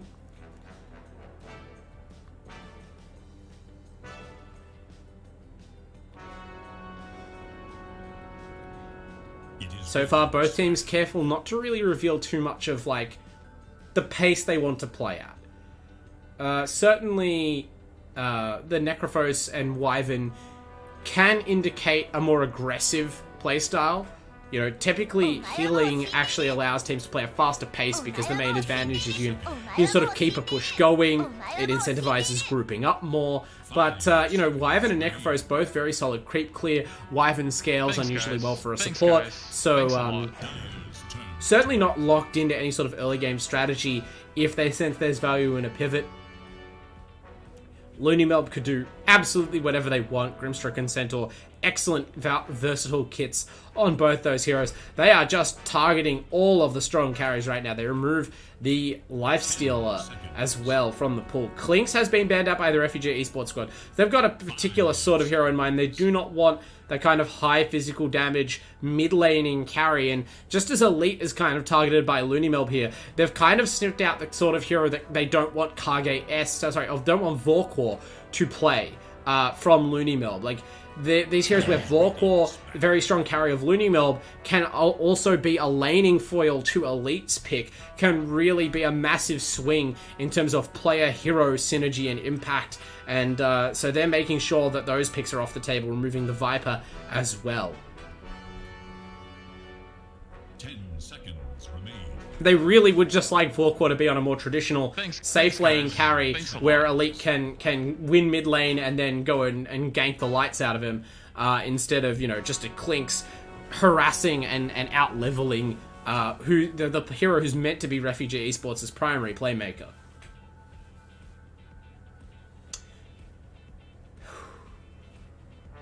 Okay, last ban of this middle phase, critical for LoonyMelb. We've seen them wait a long while on this before. They will have ultimate final pick again. It proved to be very instrumental in Game 2. That Clinks was devastating to Refugees, so LoonyMelb probably already trying to sort of size up what their strategy is going to be, how they're going to create a similar opening to deliver a critical blow at that overall final pick. In the meantime, though, they ban out the Husker, so another Elite hero potentially off the table for the Refugee Esports squad. Now, if they do want to go, it's going to leave them again with a little bit less damage overall, but they could go for something like an Invoker. Winter Wyvern's ultimate's sort of an unusual setup for Cataclysm. You have the control the Invoker exerts is a very good answer actually for both the Centaur and the Grimstroke, who tend to telegraph when they're initiating. They are heroes who commit, right? You have a hero run in with Inkswell on, you press the Stampede, you blink Hoof Stomp forward as your team catches up. These are great times to throw a Tornado, cast an Ice Wall, drop a Deafening Blast. So that could be a potential mid lane option that would scale in damage, would provide important control. LoonyMelb, they're doubling down on the initiation. They go with the Clockwork. last time Yarak's Void Spirit was super heroic in being able to constantly find key kills on Refugee Esports while they were trying to farm and split the map, really making sure that, you know, LoonyMelb maintained control through the mid game and stopped scaling of Elite and of Griefer. But Clockwork, obviously a bit of a different hero, similar ID here, I suspect. Radiant's turn to And the Refugee Esports team, they grab Snapfire. Obviously a very strong support, particularly against the Clockwork and the Grimstroke. Even the Centaur, if you're quick, Cookie hopping you out of those short AoE danger zones, either the Ink Swell or for someone trapped within the cogs or caught in the battery assault radius. That can make all the difference. A sort of like bonus force staff nearly for your team. And of course, the Mortimer's Kisses raining down can be good for picking off an immobile if long-range hero like a Grimstroke, or punishing a Clockwork who's inside his own cogs and doesn't have an easy way to immediately get out of them. Leshrak picked up by LoonyMelb, kind of pinching Elite's pick. Alright. So LoonyMelb looking very kind of early mid-game focused themselves right here. Spectre's been banned out. What carry are you scared of? Because they will need a carry to make this lineup work together. Right now, in particular, they're incredibly magic damage heavy, which does work well against Winterlife and Necrophos, but there's still 2 picks available for Refugee Esports. They could... I haven't seen them pick a Mars at all, but it does seem like a solid game for that sort of hero, right? Like, it's a good way to trump the Centaur War Runner in particular. If the Stampede's committed and you blink Arena, like, no matter how fast you run, those are walls. And a hero like Leshrak or Grimstroke can be completely exposed if you're caught within the confines of that ultimate. Easy setup for Snapfire, for Wyvern. Helps to control the fight. You know, the game plan so far for Refugees has been to try and break up LoonyMelb's combos and kind of waste the first strike of their team fight. Mars's Wall is a great way to stop a kill on a target like a Necro for long enough for him to press his buttons and get away. So, I mean, maybe I'm biased towards the pick. It feels quite strong here. They do have this final pick before bans. I'm sure they're going to try and save Elite's hero, but assuming that this is another safe lane Necro, they really need some control here. So what do they prioritize? And they go back... No, they go back for the Ursa. So it looks like potentially an off-lane Necrophos here, safe lane Ursa. I don't mind the Ursa pick. One of the heroes who can really punish Centaur, who can quite reasonably punish a Clockwork. Even a Leshrak has to fear the damage burst that Ursa applies. You know, not a hero that terribly often buys a Ghost Scepter first time. Even the Yules is only going to save you temporarily. And Ursa, a great hero to go forward and get the damage onto a target to finish them off with Reaper's Scythe. Snapfire's Aghanims later in the game. One of the best heroes to be spinning in is the Ursa Bear. So it's a solid carry that I was thinking about, but it does still leave them with really limited control, and I feel like that's part of what brought Refugee Esports undone in Game 2. It is a hero that's going to be prepared to walk forward and tank spells, which is the other half of the equation that they were missing, but you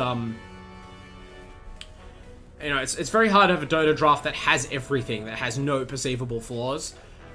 But yeah, if your opponent just proves they can take advantage of, say, a particular weakness and beat you with it, I would be tempted to even overcommit to correcting that in the next game and force them to sort of rethink how they're playing around me. For the Refugees, they're focused on their bans. They take out Phantom Lancer. LoonyMelb have removed OD, which was another pickup that the Refugee Esports squad tried to go with. 10 seconds. Crucial final bans here. 5. This is Refugees' last say before LoonyMelb have their final overall pick. Obviously, the Refugees are going to get their own pick, but that's what they have to protect. And they ban out the Anti-Mage. It's a solid choice. PL and AM, they recognize the need for LoonyMelb to have another scaling hero who basically is going to be operating independently. And with Spectre already removed, they take out PL and AM. That's a lot of the powerful late game carries. It could be a Medusa though. I'm a little bit afraid. They do have a lot of good tools for her. Necro, Ursa, Snapfire, all strong at punishing this kind of immobile, tankiness based hero. But 5 seconds. it is a bit of a Medusa patch. Alternatively, LoonyMelb could pick a Naga. They would leave them with like absolute domination over the team fighting between Stampede, Hookshot, Naga Siren, all of that good stuff. It would really mess with refugees there.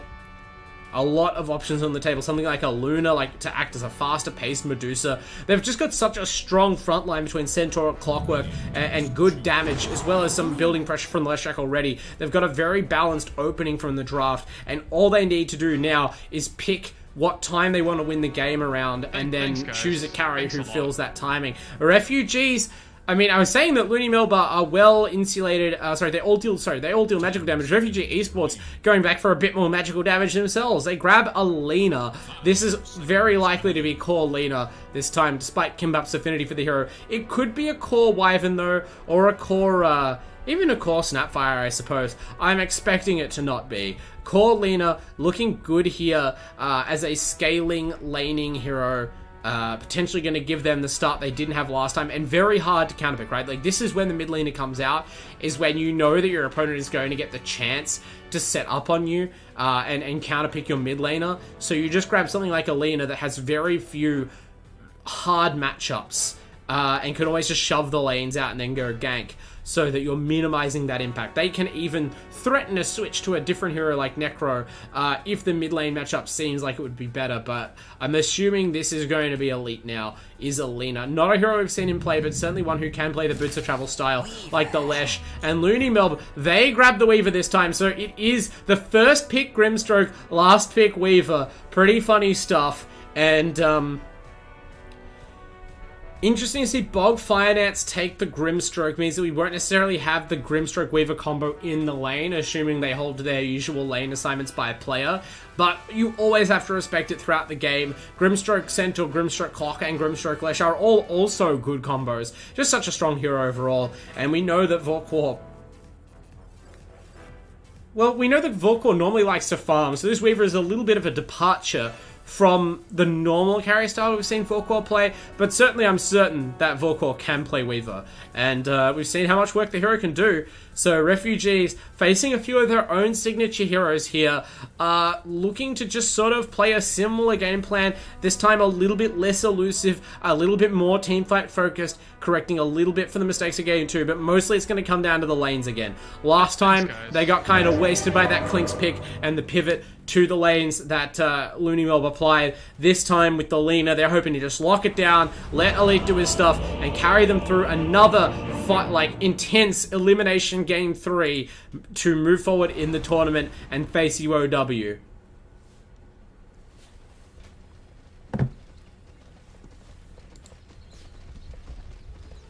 Prepare for battle. Bit of good sportsmanship from the players, you do love to see it. And thanks, of course, to the spectators. Of course, everyone who's stuck with us tonight. It's been a really fun series of games. Really high-quality gameplay here, as you'd hope for, from the finals. Going down the list of players here, we're going to have Kage S on the support Clockwork. It does look like they're sending it towards top lane alongside the Centaur to make sure that they have the hero combos optimized. Vorkor, that means, is going to be safe laning on the Weaver, with Bog Finance in support on the Grimstroke. Duck Flinger holding down the offlane as always. Hasn't had a stellar night, but been very solid as always for LoonyMelb. And then Yarak, the most important lane of the game, it seems like, will be mid on the Leshrac, tangling with a very similar hero in Elite's Lina. I'm not certain who has the matchup edge here. I think Leshrac has slightly stronger auto attack to move speed, but Lina has longer range. Once you have the Fiery Soul, she probably wins the auto attack battle. Both of them are going to be trying to dodge each other's stuns, of course, and nuking down each other's creeps.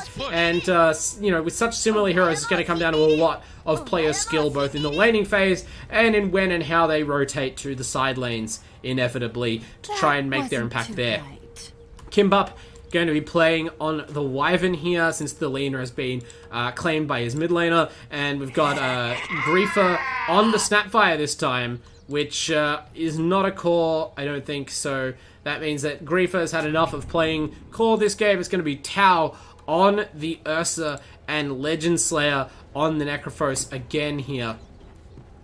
I love this Necro right now. They have even a bit more healing this time, and a little bit more reliable damage, it looks like. So Hopefully the pick works out better for them. It did feel a touch lackluster in the previous game, but at that point, they were relying on it for like safe laner level contributions. That was the lane that they won, so a lot of pressure on the Legend Slayer. This time, it looks like being more of a supplementary part of their lineup, so maybe there won't be so much need for it to completely blow the roof off this game. QUT, though, as a whole, that's what they're hoping for. This match represents the best of their tournament hopes and all the effort they've put in so far. Huge brawl over the bounty rune. It is taken by the Radiant, but it looks like the Dire are going to get first blood. Kimbap killing off KGS for first blood. Legend Slayer pops that level 1 Death Pulse and just about survives with the salve as well. So 1-0 trade. The Clockwork is the only one to die. Everyone teleports back to their lane, so bit of a lead there to the Dire. Actually, no, sorry. It's a bit of a lead to the Radi as they claim... Is that 3 bounty runes? Yeah, 3 bounty runes to the side of LoonyMelb. An experienced lead, I'd imagine, to the side of QUT. All pretty tight and even, and we immediately pause to assess the situation.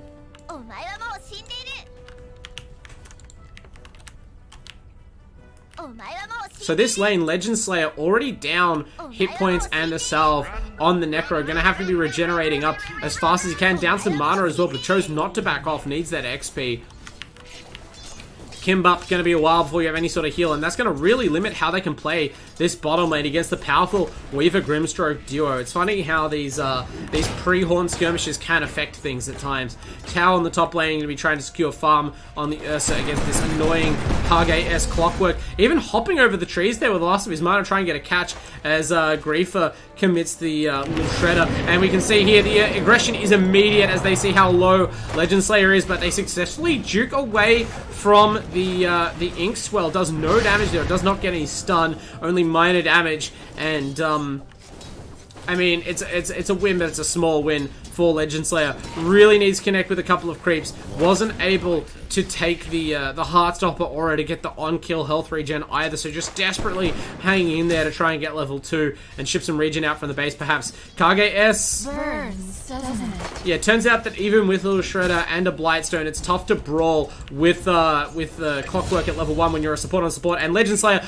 does finally get punished. It seemed inevitable in the bottom lane. Killed for his troubles. Maybe should have just gone back to base after that level 1 skirmish. Now he's cost a lot of lane advantage and ends up dying anyway, but at least something's going right. Elite throwing out that bit of all chat wheeling as he pushes Yarak back almost immediately in the lane. I think that's the difference that hitting a stun can make, and having that fiery soul up. So all the lanes right now jockeying for position. Not a lot of super decisive action yet, but oh, here comes KGS running in again at the Snapfire. Griefer just waddling back to the safety of the tower, then returns fire with the Shredder. No one's really dying up here right now, but it's a lot of trading going on. Elite again trying to kill his opposite number, forcing Yarak back onto the tower. Really wants revenge for the previous game when he got outdone by the Klinks lane swap. Meanwhile, Vorquar, the one who was responsible for that, is on the bottom lane, making a lot of space for his team, for himself, I suppose, although Bog Finance is currently the one CSing by driving back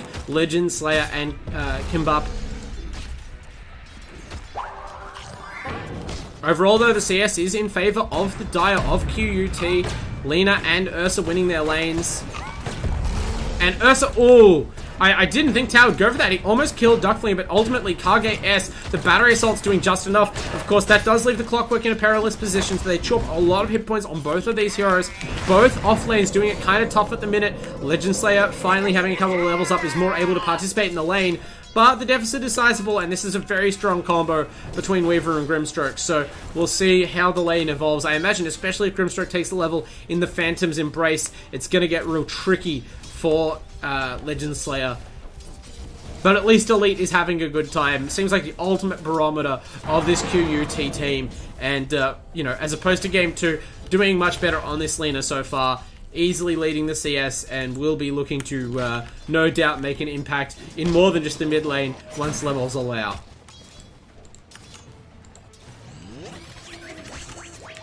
Oh. Aggression on the bottom lane. Kimbap trying to preserve Legend Slayer, trying to tank the damage, does a good job, baits a lot of attacks out of Vorquar and survives thanks to the steady regen of the tanker. Now has to dodge the Grimstrokes. Whoa, the stroke of fate, just dodging bullets. Ice in the veins of Kimbap, as is appropriate for that hero. And I mean, these are the kinds of like desperation moves you need to sometimes just hang around and get gold, but that's important. That's game-winning Dota right there. You know, able to even stay in the lane after that, and the spells being wasted on the Wyvern allows Legend Slayer to pick up a bit more farm. Only 6 and 5 on the Necro right now. Really, really struggling, but hopefully working way toward boots and just enough items to be able to lane here. That being said, the pressure is so massive. Immediate stroke swell combo. At least he's able to heal up there and get the Ghost Shroud off before the Inkswell stun comes out, and the damage from the Wyvern forces Bogged Finance back so that it can't follow up alongside the Weaver. They do get Legend Slayer back to the tower. That combo, of course, is available pretty much on demand, and they're going to try it again. The Inkswell forcing Legend Slayer back. Pops the Death Pulse, but it's not enough. Forkor is going to finish the kill. Brutal stuff, and that just shows how difficult this lane is here. They're trying to hang on by their fingertips, but ultimately, it is fighting a losing battle. It is only softening the blow, even when the plays work out. Money to burn. That being said, the other two lanes are winning, so, you know, if you're going to invert the previous game where the Necrophorus won the lane and the other two heroes struggled, I feel like QUT prefer that outcome. Or this outcome, rather. Elite is actually dominating Yarak to like an insane degree in the mid lane. 39 and 14 on this laner. Some of those are neutrals, sure, but 39 and 14 CS to 18 and 0. I was just talking about how similar these heroes are. I suppose maybe the difference in their primary nukes, the Dragon Slave, a little bit easier to light up, it seems like, and of course the Fiery Soul plus auto attack range, making things miserable for the Lesh. And yeah, that was a... They had the opportunity to last pick something different. I even thought it might have been a Weaver mid lane for Vorkor, but they've left the Leshrac there, and Elite is once again taking charge from the mid lane. Promising signs for QUT. Even this Weaver, for all that they've been smashing this lane up and shutting down the Necrophorus, in the context of the larger game, the Weaver has 22 CS. That's 10 behind the Ursa and 20-something behind the Lina. So even this one lane is still being contested, still brawling, still distracting the Weaver from creeps, and Legend Slayer mops up a hard camp. So QUT doing a decent job of this laning phase, especially compared to last game. Much more comfortable, much more according to plan. Ultimates will be coming out soon for some heroes. Clockwork's still level 3. We'll have to see what can be done. Centaur Stampede's available.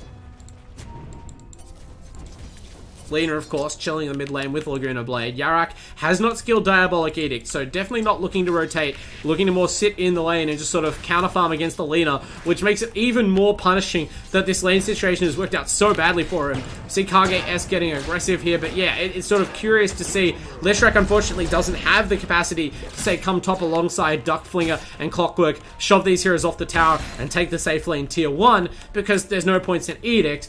But just sitting in the mid lane against Elite is actively losing ground. So, maybe a rotation needs to come across here. The low-level Clockwork's not going to be the one to at least make much of an impact. And as he even moves out of the lane, Duckflinger is exposed. Tau brings him down. The power of the Ursa finally realized. Fury Swipes chewing through that Centaur hit point pool and bringing down the stalwart offlaner of LoonyMelb. Big kills. It's only 2-2 at 8 minutes, which is, I think, the least action we've had in the laning phase. But QUT are at the same time getting things done. 1,000 gold is their lead, even a bit more than that. Yarak gonna secure a DD rune here, in full vision of the Lina, knows the Clockwork's there as well.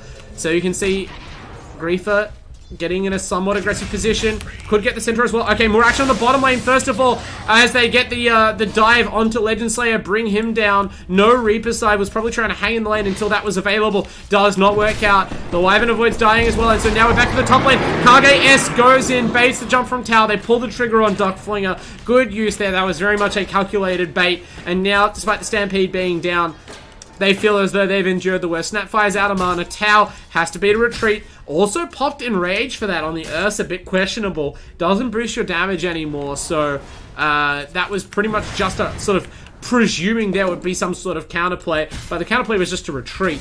And so now Duckling are able to take a more dominant position in the lane, harassing the Ursa with double edge, which is being maxed here. Not the max retaliate, not the usual skill builds we see on the side of LoonyMelb, right? No Diabolic Edict Leshrac, 1 point retaliate Centaur, a little bit off the meta, maybe confounding some of the expectations of QUT. But this elite laner is confounding the gameplay decisions of LoonyMelb. You'd have to think up to 73 CS. No matter how many of those are easy camp creeps, that is a dominant total. And now finds the lens, the neutral item, on top of that, the best one she possibly could have at this point in the game. Going to make the extra range increase on LSA make so much of a difference, especially in this mid lane matchup. And now your top lane is starting to really face Tao, punishes a dive or an overextension by the Centaur. That leads into a Clockwork kill as well. And even on the bottom lane, Legend Slayer kills out Bogged Finance, forces the time-lapse out of the Weaver. That was the Reaper side, of course, but now Vorkor doesn't really have the kill potential to punish the cooldown of the Necrophos. So, all across the map, bad signs for the side of LoonyMelb. Not disastrous. Yarrick especially finds Griefer, tried to stay in the pit, gonna try and get the self-deny onto Roshan, will get it as well, so no reward for the Lesh there for the Mana Exerted, at least no direct goal reward, and the attempted kill on Tau doesn't work out. Elite arrives in the top lane with a Yule Scepter. No, the Ursa committed to the kill on Duckflinger, took the risk, didn't get the biscuit, as Centaur just turns, blows him up with double edge. It is a death for Duckflinger, but Tau probably was hoping to get the kill before Centaur could get that spell off. The gamble does not pay off, and so that is at best a neutral trade, you'd have to say, for the side of QUT. Still, it demonstrates the power Elite now wields. It's ready to get involved in the game, and you can see now that the Yules is available, immediately queues up the Boots of Travel. Elite, mission successful, comes out of the laning phase feeling strong, and this is the next step. Meanwhile, the team set up. Yarrick is not really having the same kind of game. Great use of the Winter Curse by Kimbab, not to set up any sort of kill from his own team, but just to delay long enough to teleport in the Ursa. Tau has all the damage they need to blow up this Lesh. And yeah, the woes continue from rough landing phase to, you know, sort of rough early mid game, it looks like, for Yarrick. This is not the Void Spirit. This is not a hero that has tons of mobility to get in and out of fights. And until you have that Yules, actually, we're not even going for a Yules here. We're trying to build up, it looks like a Hood, which is pretty intense on the side of the Lesh. You don't really have an option to escape the Ursa, and I mean, the Hood, I'm not denying it's a useful item. I'm assuming that's going to be an Eternal Shroud. Still doesn't help against Tau. Still a sitting duck. If you try and wade in to use the Pulse Nova and Diabolic Edict, and Ursa just gets on you with a cookie, you die. So, I'm going to be relying on the Centaur Stampede and such to protect the team. But Centaur also has a Hood up, so both teams recognizing the importance of magic resistance. We can see Eternal Shroud also being built by a Legend Slayer. Very magic damage heavy game on both sides. Legend Slayer gonna dive in deep here. The side's available. Then Mortimer's Kisses come in. Legend Slayer takes off the Phantom's Embrace and then immediately drops to the side. Gets the kill. Elite goes down in the top lane. It looks like crucial kill. That seemed to be, it might have been the first hook shot out of Kage S does the job. So that's a massive kill. They bring down the most farmed hero on the map and the laner, the most important hero by far in QUT's game plan. It does cost him kills in the other two lanes, including another death on Yarrick at the hands of the Ursa. I wonder how many of those he has to take before he changes his itemization, but they will not be complaining at the very least about bringing Lena down. Lose their safe lane tier 1 though. Legend Slayer completes the Hood. I have a feeling this is going to be a more impactful Necrophos than the previous game, despite his lower farm priority. And Elite, no fear, teleports right back into the top lane. No Clockwork here this time, so the same vulnerability is not, although he's teleporting up now. Hookshot's available. Legend Slayer is standing alongside Elite, kind of screening the laner, but they have no other support right now. In fact, there's no teleport on the Snapfires. They're walking it back. They see the Clockwork teleport and they are not interested.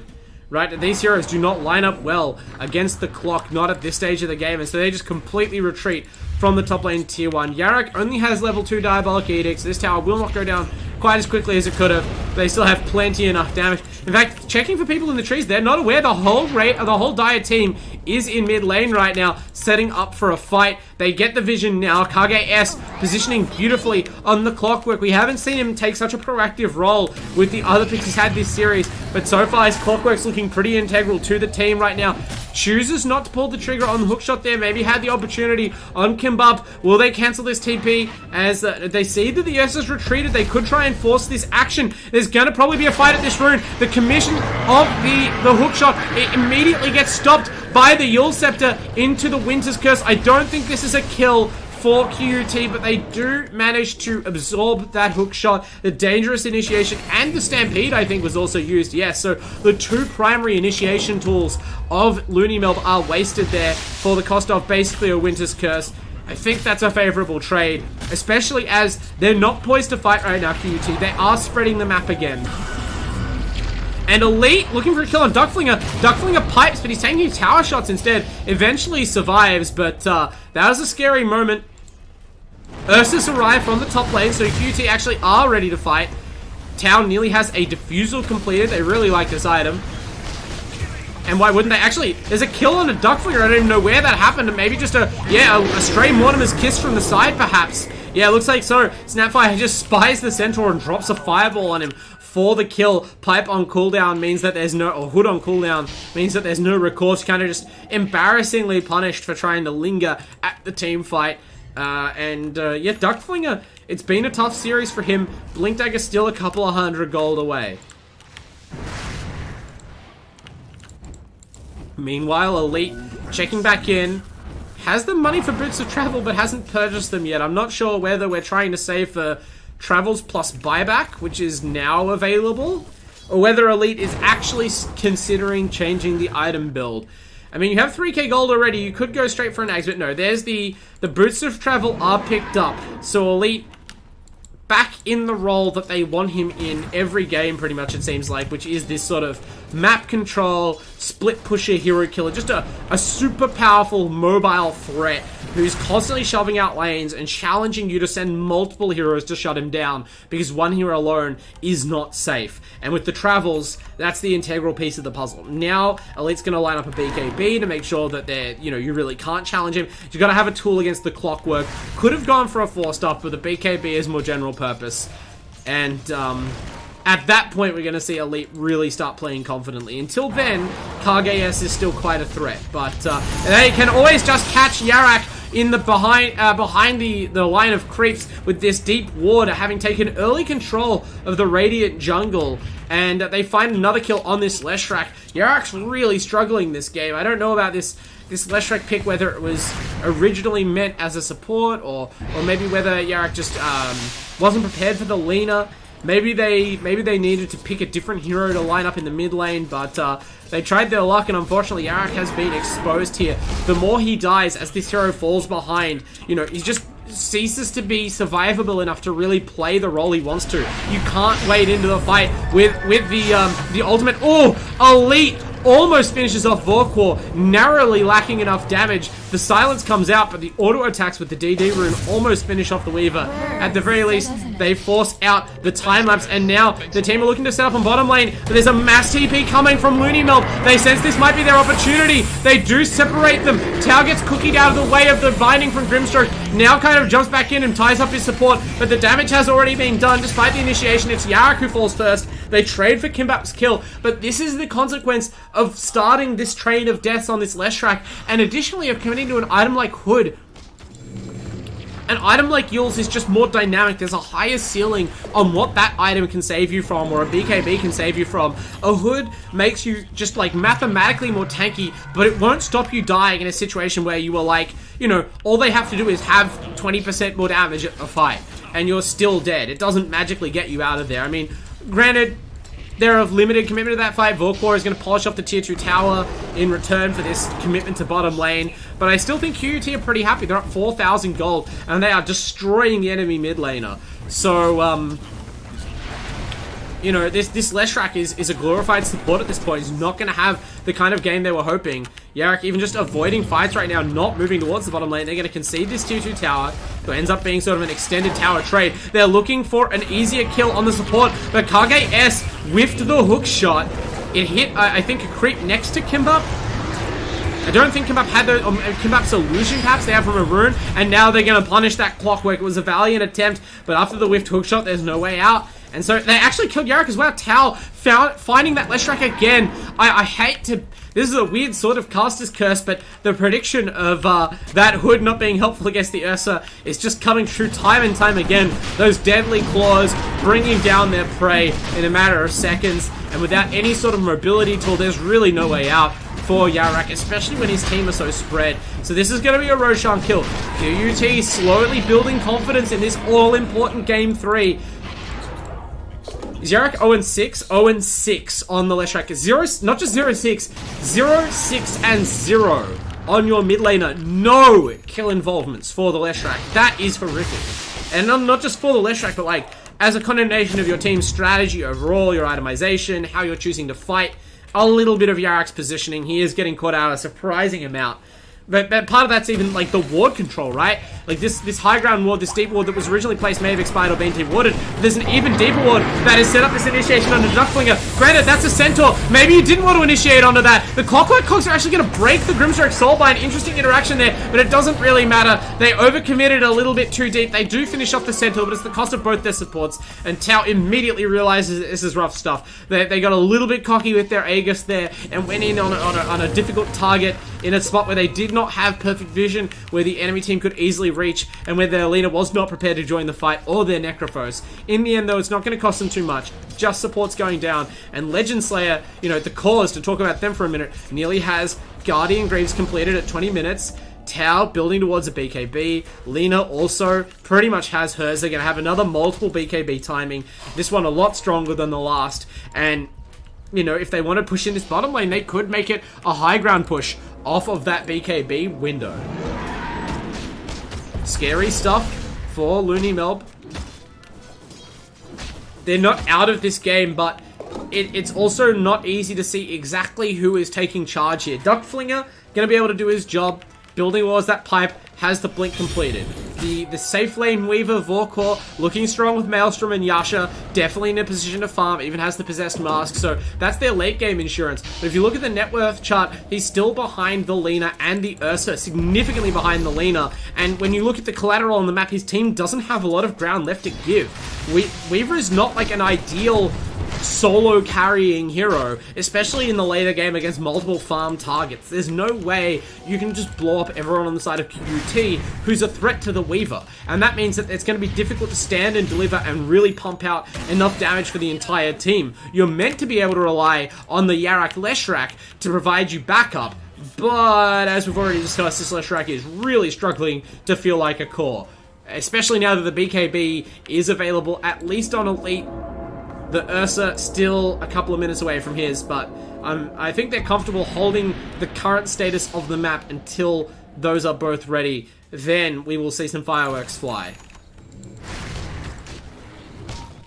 Of course, they could just choose to go. Tao still has the Aegis available for a couple of minutes at least. All 5 Radiant heroes in a tight bubble on the top lane.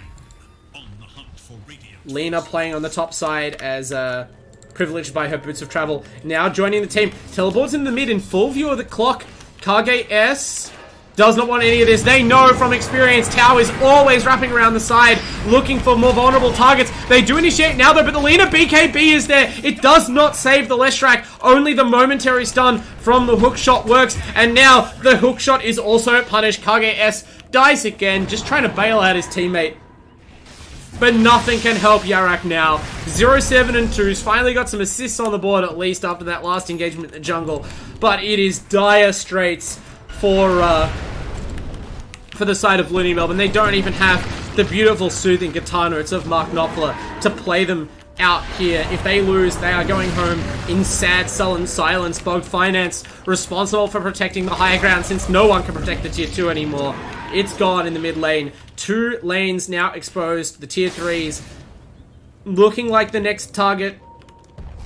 Of course, this is not the greatest sieging lineup, despite the armor shred from the from the Snapfire. Tau can siege as the Ursa, mostly through tankiness, but their burst damage on the tower is finite. It would be an opportunity to set up. Of course, Elite, having the BKB, is well prepared to supplement that. You know, if you go for a different leaner build that doesn't include this early BKB, your ability to stand and hit a tower is limited. But especially with how that last fight went, you've kind of proven that you're tanky enough to risk it and expose yourself as long as you have that fast BKB finger and maybe some sort of stun to save you from an initiation train. But there's nothing to save it right now. Caught out alone in the mid lane. The entire Radiant team finally targets their target, does get the BKB off, and the Yules, and now Legend Slayer arrives, but they're tied together. The Soulbind, the Cookie even gets the leader back to safety. Everything in their arsenal to bail out Elite, and it works. The whole Radiant team is halted. They just run into a wall of heroes. They can't dive through the Necrophos, and in fact, Yarak pays a price for committing even as much as they did. Of course, it's Yarak 0 and 8 now on the Leshrac, and rough stuff. The Reaper's side being committed, everyone just being held up. I don't actually think it was the side that got the kill. Yeah, Kimbap got credited with the kill, so it wasn't the Scythe. But, yeah, just enough stuns and enough control coming out. The Winter's Curse, obviously. Everything holds the line, and Elite survives enough to even get cocky and run back in onto Vorklaw's Weaver. Misses the Yules into LSA combo. So now, standing and trading with the Weaver is not going to work out. You're just going to lose your... Yeah, they're just going to lose their Lina. Wow, after your team committed multiple ultimates to bail you out, you go for a solo kill with your combo and get completely outplayed and humiliated by your opposite number.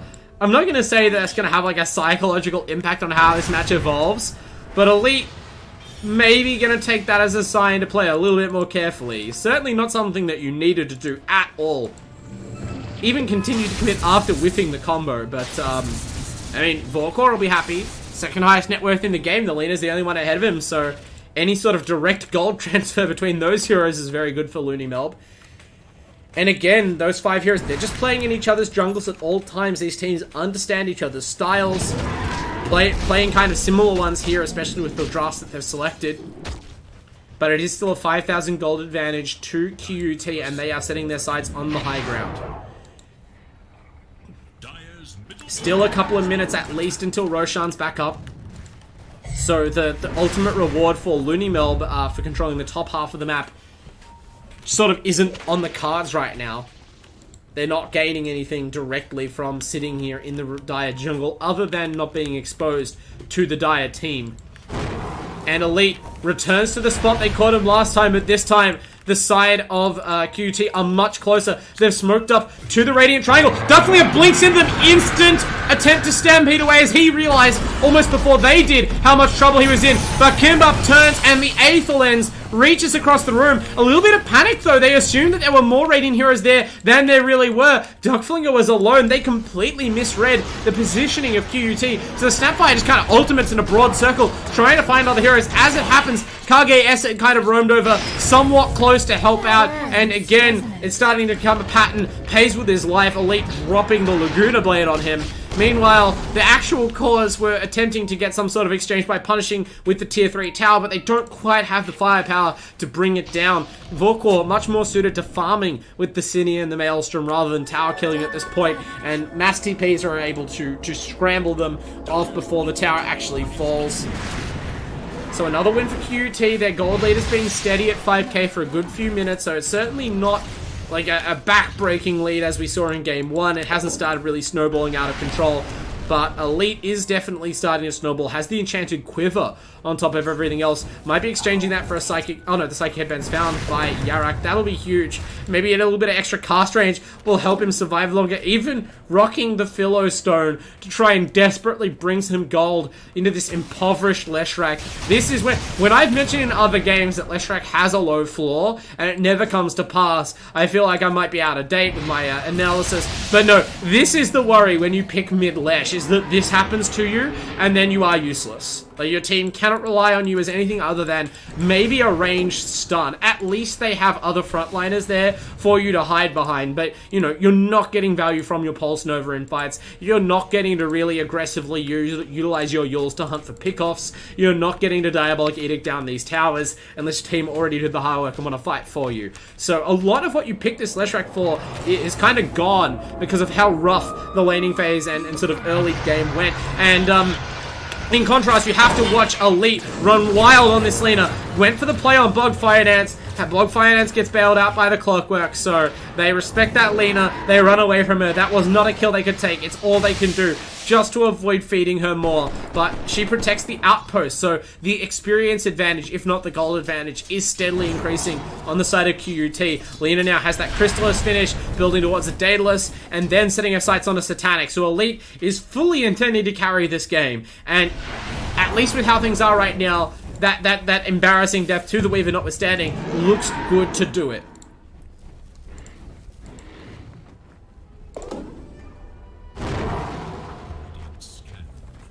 I mean, in another promising sign for QUT, this looks a lot like game one. They're just taking an out farm on the map. They don't have to go for desperate plays, except for Elite. Elite is always looking for action. This time you found the Clockwork. That's one way to not get counter-initiated on, is open onto the tin can first, and they crack him open like a tin of sardines. He is toast for 37 seconds. The Roshan is not quite up yet somehow. Long spawn. So they can't really take full advantage. Tao's going to check it. Actually, no. It spawns just as he runs into the pit. I mean, it couldn't have taken much longer, but they are going to take advantage. Vorkwall, though, eyes on the prize, thinking about how he can best leverage his considerable net worth. He is pressuring the top racks. Unfortunately for him, Elite is not in the pit. Elite is in the base. So after the tier 3 tower falls, immediately hounds the Weaver away. But out of respect for that earlier death, does not over pursue, and that was still half a range rack's gone. So Vorkwall doing everything he can to get advantages for his team, but they are meager, they are small, and in return your opponents are doing things like claiming the Aegis on their Ursa Warrior. Now has the Skull Basher, bit of lifesteal, actually a lot of lifesteal, has a Paladin Sword as well.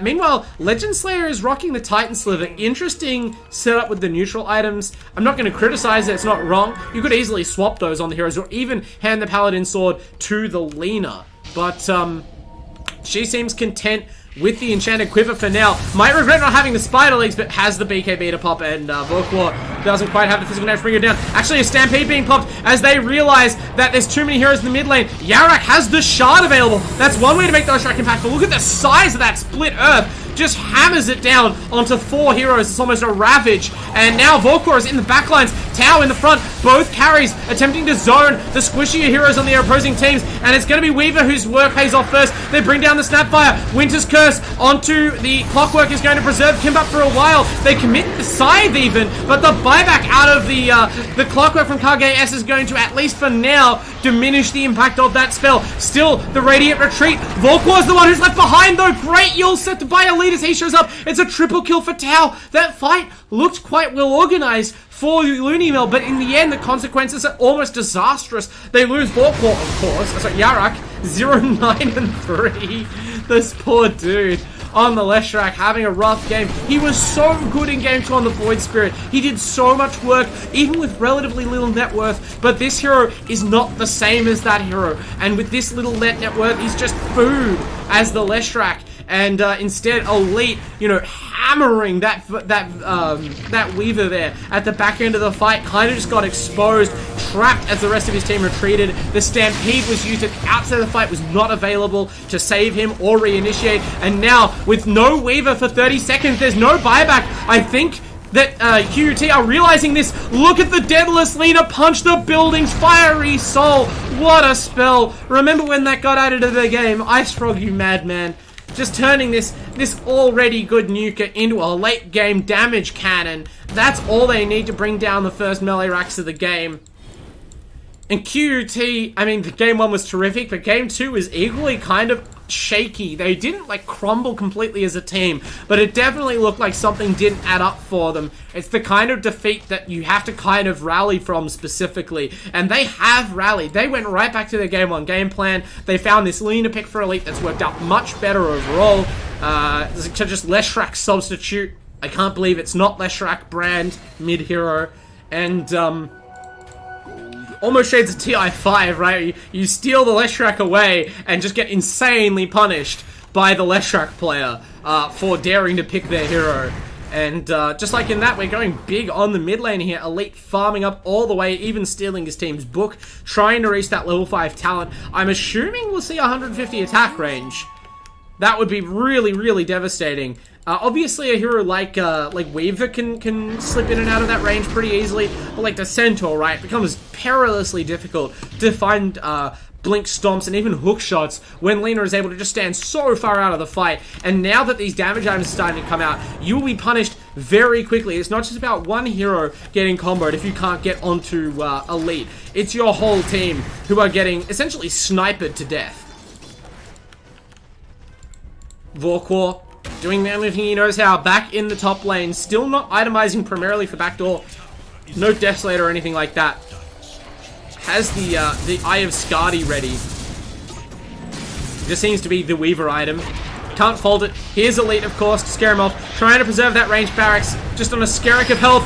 Commits the Laguna Blade. This time they're fighting it out. Vorkor realizes Elite has to die. Finishes off the racks. And Elite still has to be careful. But there's no BKB onto this. Oh no, there's no BKB on the side of the Weaver. There is a Duckflinger Centaur, but Elite really fast fingers on that BKB. Great reaction. They tried a real gambit there to punish him. But in the end, it's Duckflinger who's punished. They do smuggle Vorkor out of the way. That was a really nice try by LoonyMelb. They almost caught out their nemesis, but Elite smashes that BKB button like he smashed game 1, like he smashed game 3 of their previous series as that TA, and now they will look to smash the base. Elite's already teleporting down onto the outpost. Bog Finance, he's been trying to scheme up an opportunity to reclaim this precious XP tower, and every time the laner comes down to threaten him, but actually they cancel that teleport, realize that the aggressive move into the black map may not have been the play, and rightly so, it was a bait. No ward vision there, just some game senses. Elite kind of like takes a deep breath and realizes how bad dying would be and does not in fact teleport into the teeth of 3 heroes. So good moves there. 13,000 gold advantage. It's finally starting to really, they really have had to work for it. It's been an absolute scrap, but finally QUT, Refugee Esports, they are carving out a foothold. They are building themselves a new home in the hallowed land of the lower bracket finals. Only the foundations have been laid, but they are strong. Elite is dominating. Finds Kage S, the biggest problem for Lina in this game so far, and crushes him with a Laguna Blade. Now, Tao looking for yet another tasty Leshrac steak. Good split earth, but better arrival from Elite. The boots of travel. This Lina is everywhere, including in the old chat. Taunting the opposite number. How dare you take my hero, Yarak? Stick to your spirits, my friend. 0, 10, and 3. Think about what you've done.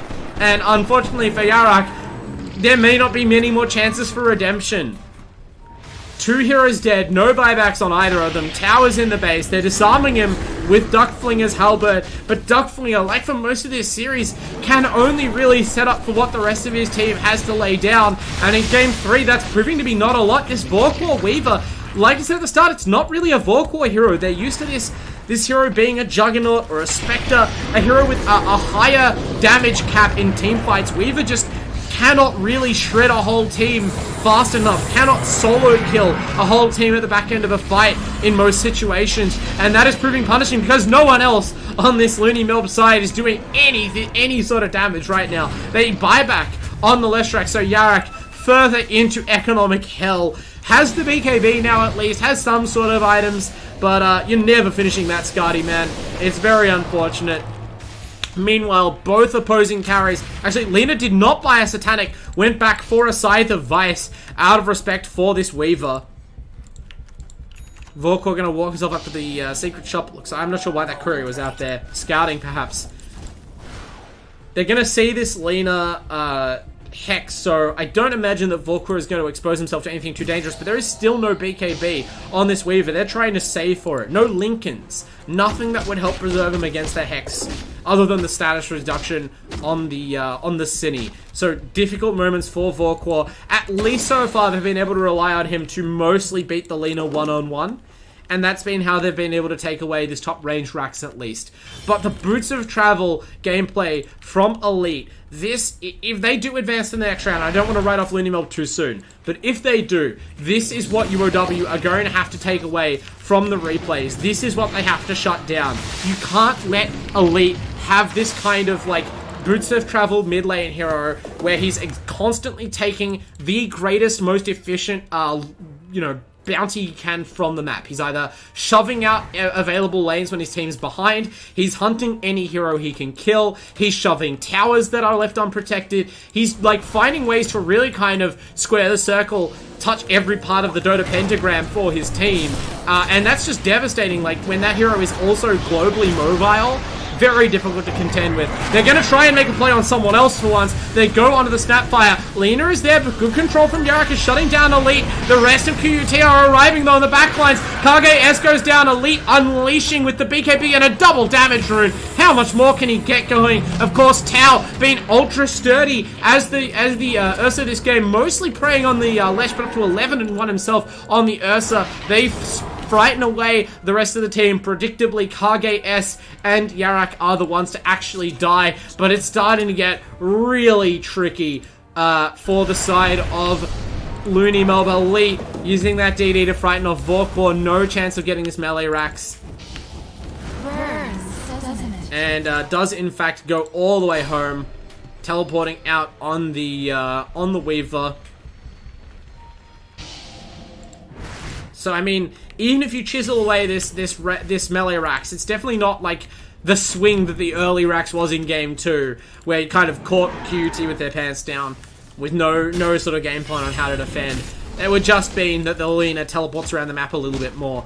But right now, it's not looking easy to even get that much done. Lina has, like, Elite has been very vigilant in defending that high ground area. They've put the Timeless Relic onto Kimbap, actually. They've got the Leveler available on Lina. Oh no. The base is so vulnerable. She did go for the 150 attack range talent, so take the biggest base attack range of any hero in Dota 2, add 150 to that for now. Maybe we're going to get a Hurricane Pike, who knows. And then, you know, throw a Leveler on top. That's just a ton of damage. Elite shredding the Roche. Gonna take the Aegis and the Refresher. No, gonna leave the Refresher for your Wyvern, of course. Could even give it to Legend Slayer. I would not want... I think double Reaper's Scythe would almost certainly be the end of the game at this point. But double Winter's Curse is not too bad either. The important thing is that the most obvious way to take a team fight on the side of LoonyMelb, which is to kill Elite somehow at the start, is even harder now. Second life available for the Lina. Vorkor back on the split push. Nothing else to be done really right now. Just trying to do anything they can to stall the game out. But they've been in this survival mode for the last 20 minutes. And just like in game 1, it seems like QUT, despite being the underdog, despite being the team to drop a lot more games through the season, to struggle a lot more through the playoffs, they are the one who are assuredly just clenching down this game, just crushing the life out of them. An absolute headlock on the LoonyMelb team right now. Weaver does slip it, but can Duckflinger. I don't think any of their other heroes are going to be so lucky. The Reaper side is waiting. They don't wait around for the Reaper side. They just kill Duckflinger. They're going to hold that ultimate to kill someone more valuable, and maybe kill a hero that they know doesn't have buyback. At this point, 22,000 net worth definitely favoring QUT, but buybacks are more important in the late game. Who doesn't have it for the Radiant? It's the Weaver. 500 gold short. Vorkor's bought out for a BKB. But the BKB doesn't save you from the side. It doesn't save you from the side. Stun at least. If you get caught in the Lina damage cannon and stunned by the side, then you go down and you're dead for like 150 seconds. That will absolutely be the end of LoonyMelb in the AELUni League. They initiate onto the Lina. She still has plenty of Aegis left, but there's no time like the present. If you want to keep your racks, good Soulbind. Vorkor's in the backline. They know they need to kill a different target. They're just trying to kite Elite, lock him down. The Winter's Curse is going to trap several of their heroes. Kimbap isn't a target for Vorkor. Hasn't an Aeon disc somehow. They've hexed the Ursa. Oh no, the Weaver has trapped the Hex. The stun from the Cookie manages to evade it with the Scythe. No, the Winter's Curse prevents the Scythe. Friendly fire of a sort. They don't get the permadeath, but they do ultimately get the Weaver dieback. It was a bit of a mess, but really they were just eager to make sure they got that hero, because now that that obstacle is gone, 90 seconds of no Vorkor looks like all the opening they're going to need to end the game. Vorkor has fought so valiantly this game, but ultimately there's been not much on the table for him to get. Tau shreds KGS. It's been a solid Clockwork performance as well, but over time we've seen less and less opportunity for the 5-position clock to get anything done. The gold lead has ballooned out to 31,000 gold, and the map pressure of these heroes, Tau finding kills on the left track over and over. Elite doing everything on this laner, just maximizing that mid lane lead. That's the ticket for QUT, as it was in their last series. They continue their Cinderella run through the lower bracket, pushing LoonyMelb out of the tournament. Incredible, incredible scenes. Congratulations to Elite and the boys. That was a massive win. Great job steadying the ship after game 2. Of course, LoonyMelb, they've been tremendous throughout this tournament. One of the winningest teams overall. And that was a solid performance for most of the series, but just a few critical weak points were ruthlessly exploited. They're gonna go back and look at that Game 3 draft and probably regret a couple of things. I'm not certain exactly who ultimately will carry the can for that one. I don't just want to put all of the burden on Yarak, but certainly that laning matchup worked out about as well as the TA against the Klinks in Game 2, and the mid laner again decides things ultimately. You know, with help obviously from the rest of the team. So congratulations, Refugees. They're going to now move on to face UOW. I believe on Tuesday night. Make sure you tune in here, probably a little bit earlier in the evening than this one. That'll be another elimination best of 3, and then of course the winner of that will advance to the grand finals against the UQ Ultra Chads to fight for the grand prize, all the guts and glory here in the AELUni League Season 1. You can check out all of the brackets on Battlefy, or all of the action will be obviously forecast on Twitter. Make sure you're following at AU Esports League if you want that information, or following at Awanderingbard if you want to see more of my content for Dota and other esports. That's where it all is. Other than that, that's all she wrote for tonight. Thanks for watching. I hope you enjoyed the great Dota, and I will catch you on the next cast.